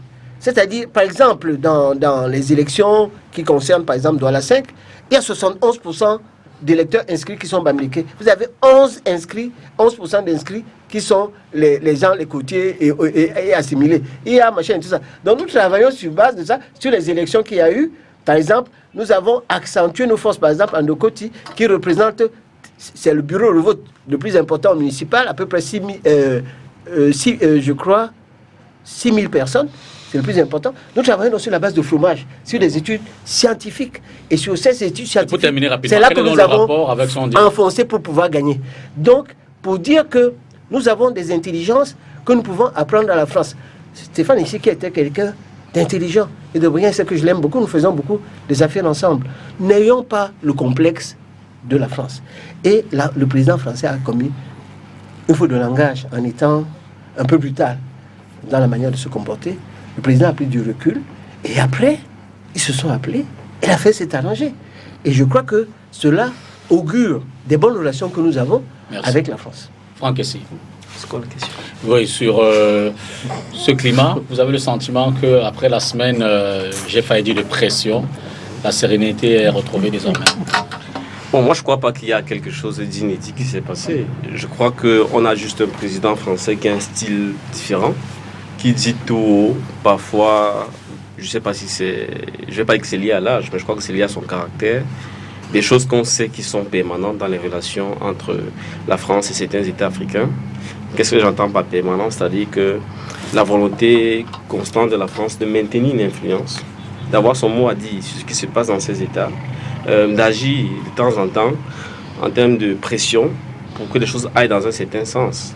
Mais, écoutez, moi j'ai eu plus l'impression qu'il réagissait à une interpellation qui, avec la façon dont elle s'est faite, c'est-à-dire que salon de l'agriculture, toutes les caméras qui sont sur lui, on parle de génocide, on parle de Cameroun, on parle de j'ai traversé la Méditerranée pour être ici, c'est-à-dire dans un pays où, voilà, et avec l'argument que non, si je suis ici, c'est parce que je suis un dictateur de chez moi. J'ai bien vu qu'il ne pouvait ne pas se rapprocher et, avec les considérations de politique intérieure, apporter des réponses et en disant des choses qui d'habitude ne se disent pas à voix haute. Voilà. Voilà. Bon, maintenant, moi je pense que, sincèrement, moi j'étais un peu, entre guillemets, surpris par la réaction que je trouvais disproportionnée. Parce que pour moi, je crois qu'on doit rester focalisé sur l'essentiel. L'essentiel, c'est, entre guillemets, les crises que nous connaissons. C'est le rôle justement que la France, historiquement ou actuellement, joue pour ou contre la solution à ces crises-là. Et c'est le fait surtout que, malheureusement, en tant que Camerounais, tous les processus ou l'absence de processus n'ont pas conduit à la résolution de la crise. Et on doit s'interroger beaucoup plus sur ça parce que, comme vous le disiez, on était à Gabou le 14 février. Il y a Small Babanki. Je ne sais pas si à l'heure où on vous parle, il n'y a pas des massacres qui se produisent. C'est très grave. Et dans ces massacres, si j'ai bien suivi, il y a un de vos collègues journalistes, un journal qui a publié qu'on aurait mis aux arrêts 9 personnes responsables déjà pour enquête. J'ai cru lire. Voilà. Donc ça veut dire qu'il y a des choses graves qui se produisent dans le cadre de cette crise-là et qui devraient tous nous interpeller. C'est toujours la relation entre Macron et le Cameroun. Non, je pose la question. Non, il faut être réactif. J'ai été ferme avec Franck tout à l'heure et je le serai autant avec vous. Qui parle? Voilà, vous allez noter et vous reviendrez tout à l'heure. Si vous n'avez pas compris que moi qui n'ai pas eu mon titre d'avocat en 77, ça ne m'intéresse pas d'écouter sur... C'est pour rire. Voilà, non, l'essentiel... Et c'est ça l'objet de mon propos, s'il n'a pas compris. Je vais le reformuler en béaba. C'est réactif, c'est voilà. bien. C'est de dire que c'est assez honteux que les problèmes du Cameroun se retrouvent à être discutés là-bas. Bandakani. De votre avis. Il prend la parole 2 fois avant moi, c'est ça? Non, il n'a pas encore pris. Ah d'accord, pardon. C'est sûr que c'est Franck alors et Maître ainsi qui m'ont... Excusez-moi. Allez-y, c'est votre temps de parole. Parce que maintenant je les ai à l'œil, quoi. Je regarde... J'ai pas de problème avec ça. Là, c'est le côté faible sur l'aspect discipline ce soir. Non, il n'y a pas de problème. C'est pour ça que je les tiens avec la main gauche, frère. Excusez-moi, allez-y. C'est mon problème, c'est mon jeune frère. Allez-y, Maître. C'est la politique. Vous savez, c'est la politique. Sur ce plateau, je représente ma formation politique. Je prends mon temps de parole pour pouvoir répondre à une ou deux choses. Je voudrais préciser ici là que il y en a qui... Parce que je me dois de répondre. Absolument. En 2013, le SDF avait plus de conseillers municipaux que le RDPC, par exemple, dans la région du Nord-Ouest. Mais malheureusement, le RDPC a réussi à retourner certains de nos conseillers qui ont voté pour le RDPC et nous n'avons pas eu les sénateurs dans le Nord-Ouest. En 2018, nous avons fait exactement le même jeu parce que nous avons fait un bon casting qui nous a permis de reprendre quelques conseillers du RDPC, contrairement à ce qui a été dit tout à l'heure. Première chose. Deuxième chose, il y en a qui, à longueur de journée, prétendent qu'ils sont panafricanistes. Moi, j'étais un des pères fondateurs d'un club panafricaniste dans lequel Essayé arrivé longtemps après que soit bâti l'université et qu'il a présidé ensuite. On ne peut pas être panafricaniste et soutenir le régime bien. Et soutenir le régime bien en 2011, 2018. Et chaque fois qu'on nous agite un os, on le soutient. Et après, quand ça ne va pas, on se retire. Je voudrais ensuite dire que lorsque le SDF gagne son congrès, il invite toutes les formations politiques. Le SPD allemand est souvent là. Le Parti travailliste anglais est souvent là. Mais maintenant, comme il y a une espèce de rivalité qui ne dit pas son nom entre les formations politiques au Cameroun, il y en a qui refusent délibérément d'arriver. Il y a des formations politiques d'opposition qui étaient au congrès du SDF. Peut-être qu'elles ne sont pas autant représentatives que certains. Ce que les gens veulent remarquer, c'est de reconnaître que le RDPC... La politique, ce n'est pas la guerre, ce n'est pas l'inimitié. L'adversité ne nous interdit pas de pouvoir inviter toutes les formations politiques du Cameroun. On a invité, mais il y en a qui refusent de répondre présent. Mais les partis quittent de l'étranger, de l'Allemagne, de l'Angleterre et même de la France pour être présents, du PS, pour être présents à nos congrès. Mais sur le plan national, ceux qui sont invités ne viennent pas. Et aujourd'hui, on veut nous donner des leçons. Donc je voulais faire cette précision-là pour dire aux uns aux autres qu'il faut se poser des questions fondamentales. La politique, ceux qui sont des girouettes, le matin on est panafricaniste, le soir on soutient des personnes qui posent des actes aux antipodes du panafricanisme. Moi, ça me pose problème. Maintenant, s'agissant de la relation entre la France et le Cameroun, il ne faut pas s'étonner des réactions que les uns et les autres, que le gouvernement a pu prendre. Mais quand vous voyez les réactions, ces réactions ont été timorées quand il s'agit de parler de la France elle-même.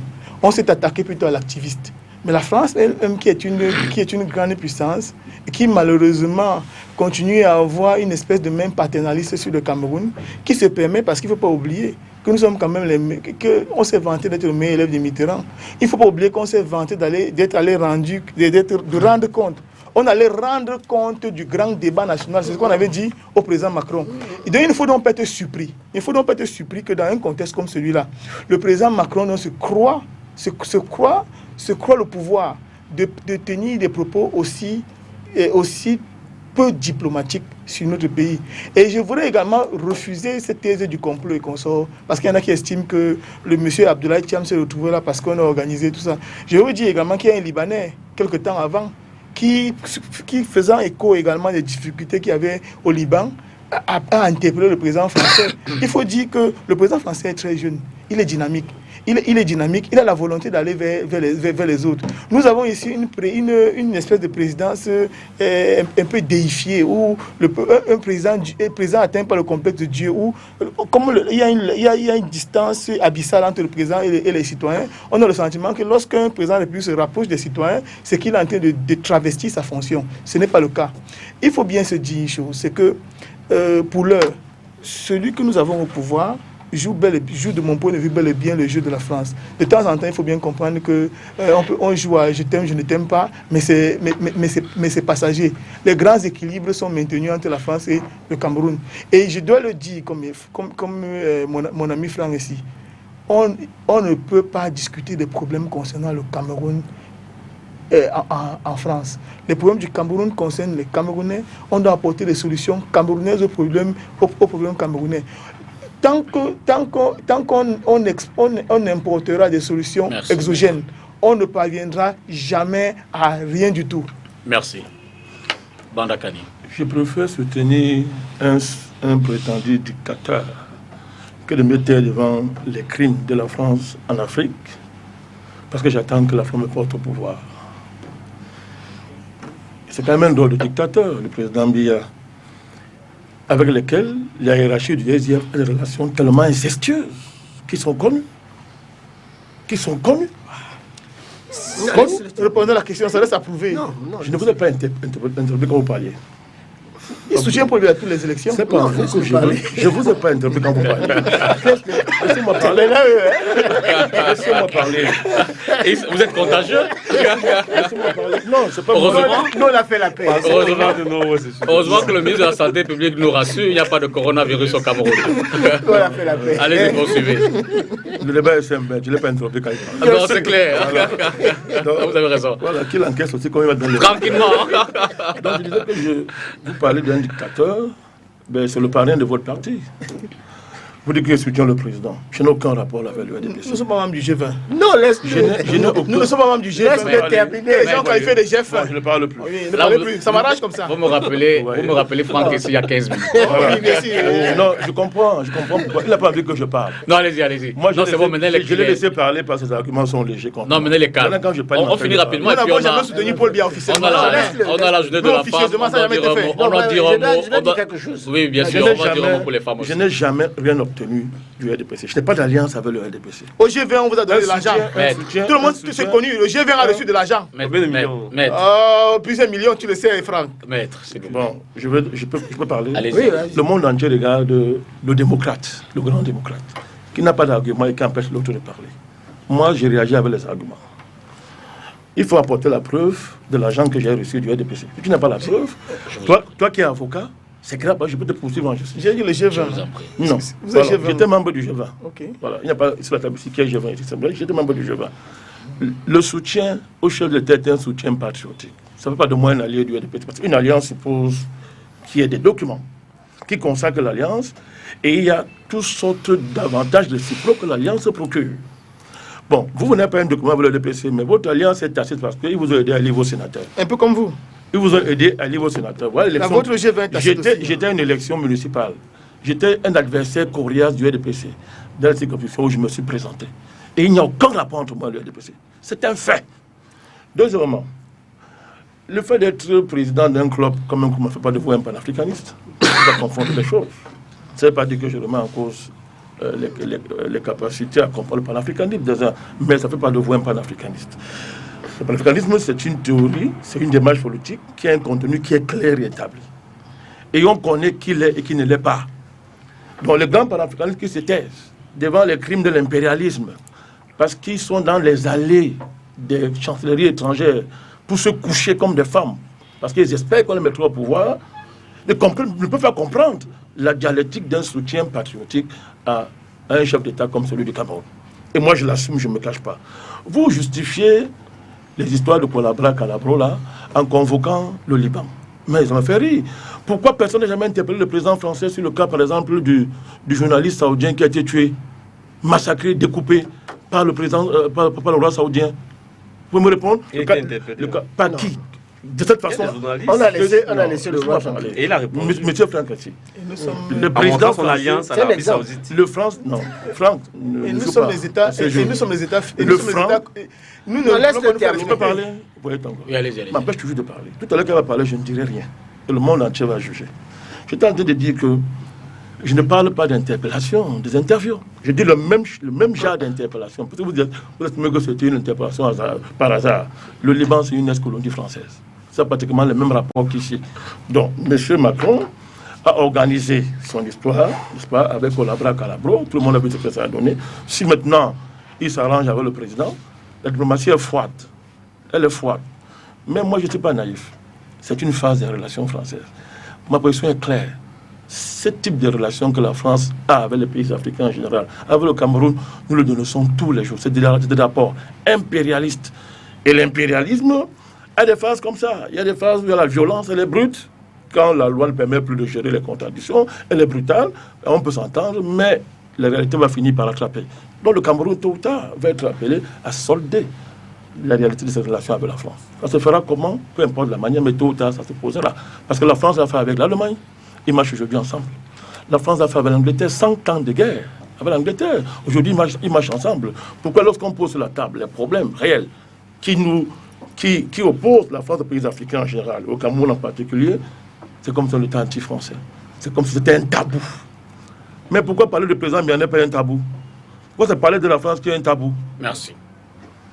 Votre personne va évoluer. Vous allez vous allez peut-être dire un ou deux mots pour finir, mais j'ajoute la question qui va nous faire permettre d'avancer dans le débat.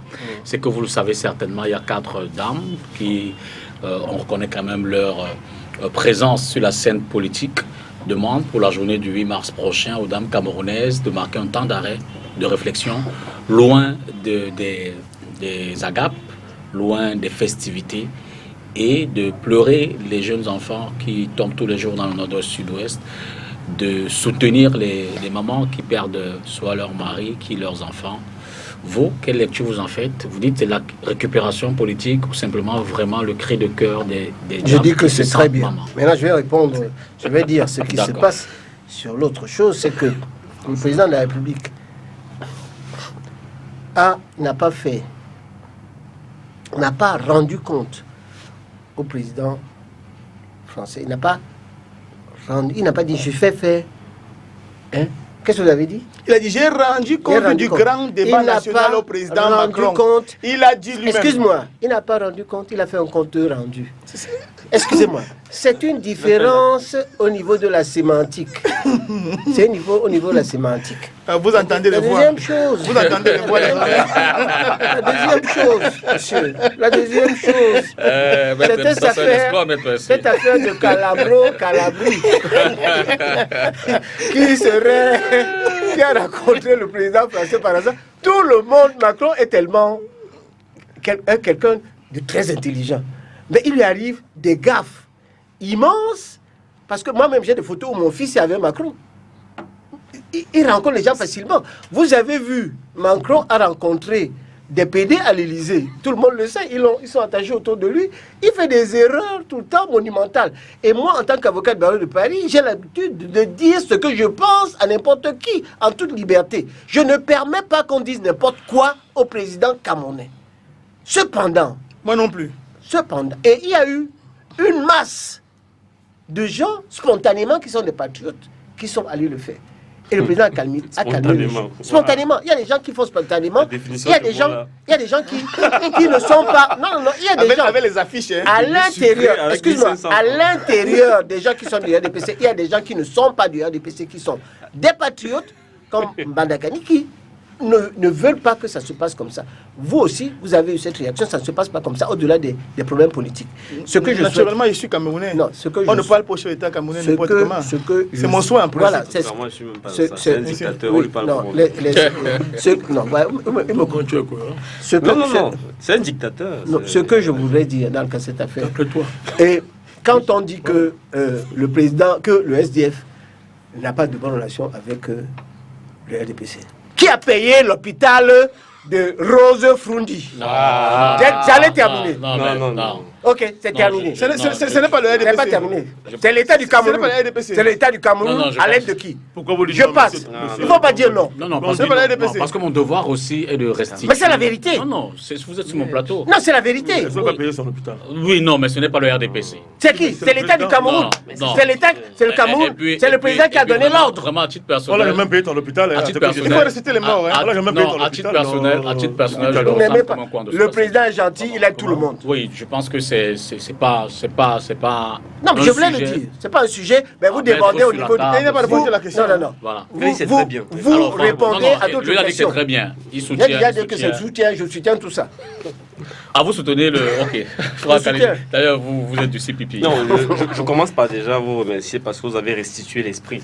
Il y a des gens qui aiment les formules courtes, qui font, entre guillemets, le buzz, qui disent boycott du 8 mars. Non. Le 8 mars, c'est une journée des droits de la femme. C'est une journée de lutte, c'est une journée de revendication. C'est une journée où la femme est censée faire le point. Le point sur son statut, sur un certain nombre d'entraves qui subsistent, sur les avancées qui ont été conquises et sur le chemin qui reste à parcourir. Et dans un contexte particulier comme celui que nous vivons, qui est un contexte tragique. Parce qu'il faut savoir, par exemple, je crois, entre octobre et début décembre 2019, à l'extrême nord, il y a eu 140 attaques de Boko Haram. Et qui a fait principale victime, pas des forces de l'ordre, mais des femmes et des enfants.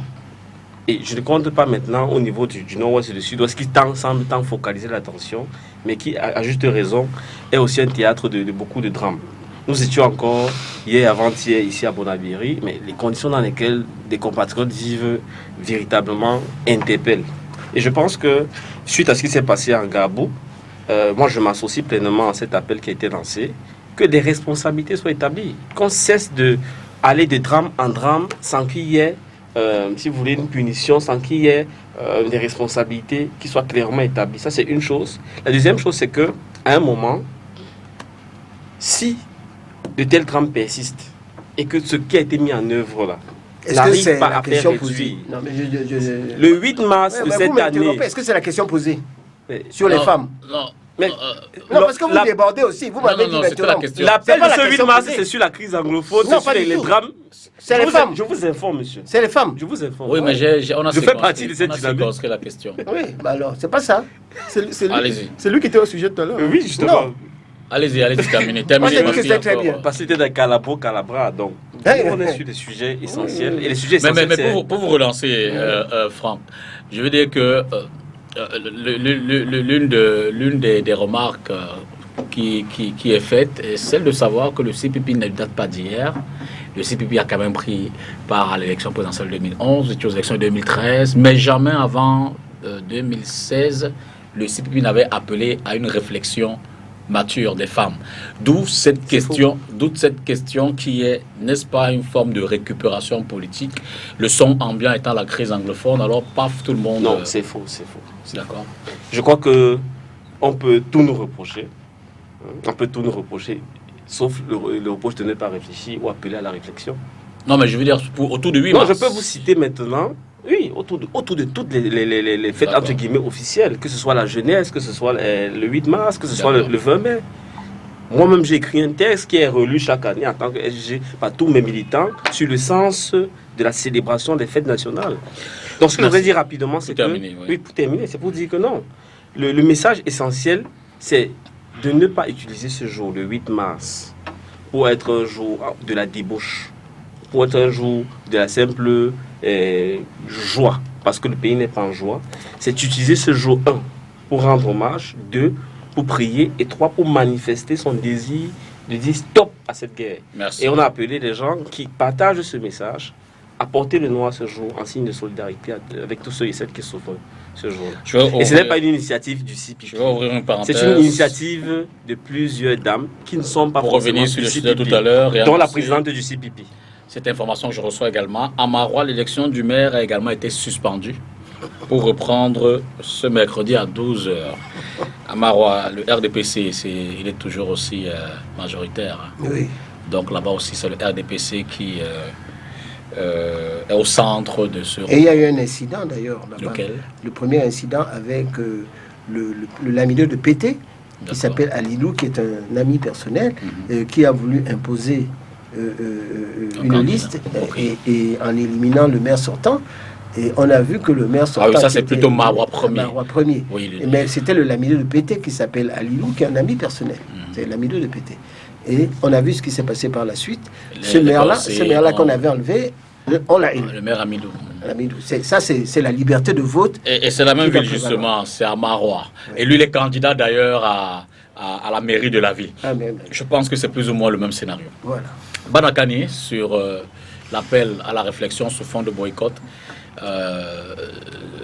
de maître Michel Ndoki, maître Alice Kom, maître Tchakounte et puis la présidente du CPP, Edith Kavala. Et d'autres femmes. Je ne commente pas les mots d'ordre du groupe. Comme le que je commente ça ne m'intéresse pas. Elles sont libres de lancer les mots d'ordre. Maintenant, les destinataires du mot d'ordre vont trancher. C'est tout ce que j'ai à dire. Rien sur les femmes, par exemple, c'est quand même leur fait. Vous m'avez posé la question de commenter le boycott. D'accord, merci. Groupe de femmes à lancer. Mais voilà. C'est très bien, je ne commente pas. Les commentaires. Allez-y, mec. Je change mon temps de parole à mettre. Vous voyez donc qui est son égérie. Vous voyez donc où tisse la source de ses propos. Non, voilà. On ne s'est pas concerté. C'est toi jamais. Dans tout cas, je ne commente pas la tâche, je réponds. Mais laissez-le parler, vous allez la parole après. Je lui ai prêté mon temps, maintenant il m'attend. Ah bon, prenez votre temps. Oui, avec votre diligence. Allez-y. Je dois d'abord dire que moi je pense qu'il faut faire la politique avec de la pudeur. Lorsque les personnes sont dans l'au-delà, il faut respecter leur mémoire. Madame Foudi s'en est allée il y a très longtemps. Et je regrette que son nom puisse être traîné dans une émission comme celle-là. C'est historique. Je regrette que son nom puisse être traîné dans une émission comme celle-là par des personnes qui n'ont aucunement la preuve de ce qu'elles avancent. Ce sont des conjectures. Je partage votre regret juste pour qu'on ferme la parenthèse et qu'on n'appuie plus dessus. On va à la question. Je poursuis donc pour dire que je partage absolument le combat qui est celui de ces quatre braves dames dont le Cameroun doit absolument être fier. Parce que malheureusement, il faut dire que les femmes, nombreuses sont les femmes au Cameroun qui relèguent la journée du 8 mars à une cérémonie purement folklorique. Donc c'est important qu'on puisse arrêter le temps de la réflexion, surtout lorsque les droits des femmes et des enfants sont bafoués autant à l'approche d'une fête comme celle-là, pour pouvoir pousser davantage la réflexion, pour pouvoir amener les uns et les autres à comprendre que non, que ce n'est pas une journée festive, c'est une journée de réflexion, c'est une journée au cours de laquelle on doit se poser des questions sur les perspectives, sur les combats qui ont déjà été menés, sur ce qu'il faut faire par exemple pour que la crise anglophone puisse avoir le moins d'affres possible relativement aux femmes. Parce que c'est un jour où elles doivent être mises en valeur. Donc, de mon point de vue, ces braves dames doivent être absolument encouragées. Et j'espère que nos sœurs, nos femmes, nos épouses, nos filles et consorts vont comprendre le sens de leur combat. Parce qu'il faut le regretter, les femmes se dépolitisent de plus en plus au Cameroun. Et c'est fort regrettable. Il faut donc que des initiatives comme celle-ci puissent sonner comme une espèce de rappel à l'ordre, une espèce de cri d'alerte pour que les femmes comprennent que rien ne peut se faire sans elles. Donc ce sont elles qui tiennent les maisons, ce sont elles qui tiennent les enfants, ce sont elles qui les éduquent, ce sont elles qui permettent également que la société puisse avancer. Donc je voudrais tirer un coup de chapeau à ces 4 dames-là et leur dire que leur combat est également le mien et je vais également contribuer à la diffusion de leur message que je partage absolument. Une seconde seulement, un seul mot. En guise de mot de la fin, je commence par lui, on va faire le tour comme ça là. Et avez-vous le sentiment que ce mot, cet appel, pourra avoir un impact? Je veux dire que les femmes sont quand même dans un élan également, je présume, pas qu'elles ignorent la situation qui se passe dans le nord-ouest et le sud-ouest, mais elles sont dans un élan. Malheureusement, la question ne se pose pas seulement au sujet des femmes. J'ai le sentiment que nous, les francophones, de manière générale, ne comprennent, c'est-à-dire qu'il y a le phénomène du mort kilométrique, comme vous appelez, vous les journalistes. Les francophones, malheureusement, ne comprennent pas la portée c'est-à-dire que la signification de toute cette crise-là. Donc, il est important que les populations anglophones aient le sentiment d'être soutenues par le reste de la communauté nationale. On n'a même pas le sentiment, on a la certitude carrément qu'il y a un Cameroun, qui est le Cameroun francophone, qui vit carrément paisiblement, et les anglophones de l'autre côté qui traversent des difficultés inextricables. Donc je ne voudrais pas être triomphaliste, ou pessimiste non plus, mais lorsque je vois l'attitude générale des francophones en particulier, et des francophones en général et des femmes en particulier, j'ai le sentiment qu'elles seront encore nombreuses à vouloir faire la fête ce jour-là. Mais qui sait, peut-être que si après une émission comme celle-ci, Franck, M. Banakani et tous les autres... Tu m'appelles pas. Il a dit que c'est très bien.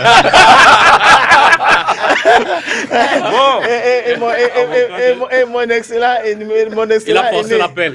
Mon excellent est né. Si nous continuons, Appelle mon nom. c'est Maître Pensi Emmanuel, que nous appelons affectueusement Manou. Voilà, donc si nous contribuons à diffuser le message autour de nous, j'espère que déjà nos soeurs, nos épouses et consorts, ce jour-là s'habilleront en noir, en signe de solidarité à toutes ces femmes qui sont mortes, à tous ces enfants qui continuent de mourir. J'espère que ce sera fait pour qu'un éveil de conscience soit déclenché. Bandakani. Bon, puisqu'il m'a cité, je suis obligé d'intervenir. Les femmes camerounaises sont suffisamment mûres pour faire la part entre l'instrumentalisation éhontée des douleurs et des drames et la solidarité, la vraie, avec les souffrances qui sont le lot quotidien des populations de ces 2 régions-là. Elles sauront faire la différence et elles vont réserver le sort qu'il convient à ce mot d'ordre. Deuxièmement, j'ajouterais, on n'entre pas dans l'histoire en forçant les portes de l'histoire. On entre dans l'histoire parce qu'on le mérite. Et les gens veulent jouer les héroïnes alors qu'ils ne le méritent pas. Tout à l'heure, quelqu'un a parlé de morale. Quelqu'un a parlé de la débauche. Parmi ces lanceuses du boycott, il y en a qui n'incarnent pas la morale. Il y en a à travers lesquelles beaucoup de femmes camerounaises ne peuvent pas se reconnaître en termes de morale, en termes même d'attachement à des valeurs. Donc moi je pense que nous ne sommes pas inquiets. Je pense que les gens sont libres de lancer les mots d'ordre, mais les femmes destinataires de ce mot d'ordre-là, comme je le dis, ont suffisamment de la maturité pour faire la part des choses. Ça parce que vous priez beaucoup, que vous êtes solidaires des gens qui souffrent. Ça parce que vous faites beaucoup de bruit, que vous êtes solidaires des gens qui souffrent. Il y a des gens qui sont calmes, mais qui sont profondément solidaires des souffrances des autres. Maître, un mot de la fin. Oui, je voudrais dire que d'abord que le Premier ministre est anglophone et que c'est un excellent Premier ministre et que le Cameroun, nous, au RDPC, nous n'avons rien contre les anglophones. Et je voudrais le souligner pour que ce soit fort. Le président, ma femme, est anglophone. Ça ne veut pas donner les listes. On n'a pas abandonné au niveau du RDPC. J'ai dit les francophones, toutes tendances confondues. Non. Toutes tendances confondues. Moi, j'aime les anglophones, ce sont mes amis. Les Mouna sont mes meilleurs amis. Mes meilleurs amis, c'est les Ben Mouna. J'ai été chez eux dans leur village. Ils me traitaient comme quelqu'un qui n'aime pas les anglophones. Et d'ailleurs, Agbor Bala, vous savez, c'est vraiment que j'aime beaucoup. Donc, ne me traitez pas comme quelqu'un qui est contre les anglophones. Je vais toujours avouer. Je ne vous ai pas cité. Hein? Non, excusez-moi. Les francophones, ça veut dire que je suis francophone. Nous tous, nous sommes contre les anglophones. Maintenant, par rapport... Je n'ai pas dit contre. Ils ont le sentiment qu'ils ne sont pas soutenus par nous. Non, c'est pas vrai. Non, maintenant, s'agissant des femmes, Alors, c'est pas parce que ceux qui en parlent n'ont pas forcément Vous ne le pouvez cœur pas, pour eux. attends, vous pouvez pas dire à un homme comme moi qui a 5 enfants qui n'aime pas les femmes. Mais j'aime les femmes. Donc, mais le 8 mars, je suis prêt à faire la cuisine. Parce que j'adore faire la cuisine. C'est ça la journée des droits des femmes. Non, les journées des femmes, les femmes demandent aux hommes de faire la cuisine. Ça, c'est Parce que ça fait. c'est les symboles. C'est les symboles qui sont des symboles qui sont forts. C'est Mais je l'idéologie suis- du RDP, c'est ça? Non, c'est personnel. C'est quelque chose de personnel. Mais par rapport à la journée, qui est une journée forte, vous voyez bien que le président de la République a fait de cette journée, avec Madame la Présidente, une journée très importante. Et c'est d'ailleurs une journée fériée. C'est pour cela que... hein, de Madame la Présidente, Chantal Biya, c'est une journée extraordinaire. Le problème, c'est qu'on ne peut pas C'est la porter... première dame, s'il vous on plaît. peut- C'est pas madame la présidente, c'est la première dame. La Allez-y, Constitution souffre ce soir. On l'appelle Madame la Présidente. La première Madame- dame épouse du chef de l'État, si vous voulez. Si vous voulez, moi je l'appelle comme ça. Le Cameroun n'a pas de C'est un présidente. problème de sémantique. C'est pas un Si problème vous voulez. sémantique. La C'est un première, problème la première dame, constitutionnel. On est dans le mot de la fin. la première dame, qui est quelqu'un de formidable. Et je dois vous dire que mon seul regret, c'est que je ne peux pas porter le paille des femmes. Pas que c'est pour terminer. C'est une boutade. Hein?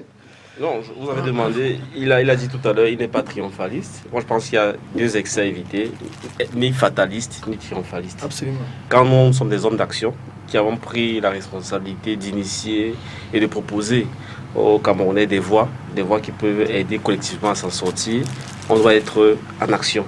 Donc, nous comptons utiliser chaque seconde, chaque minute, chaque heure, chaque jour de cette date du 8 là pour essayer de convaincre un maximum. C'est une entreprise pédagogique. Il y a des gens qui sont par ignorance dans, entre guillemets, des ennemis d'eux-mêmes, de leurs propres droits.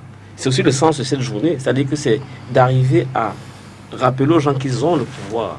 C'est-à-dire que cette autre moitié de l'humanité, qu'elle doit se tenir debout, parce que la société c'est comme un oiseau qui a deux ailes.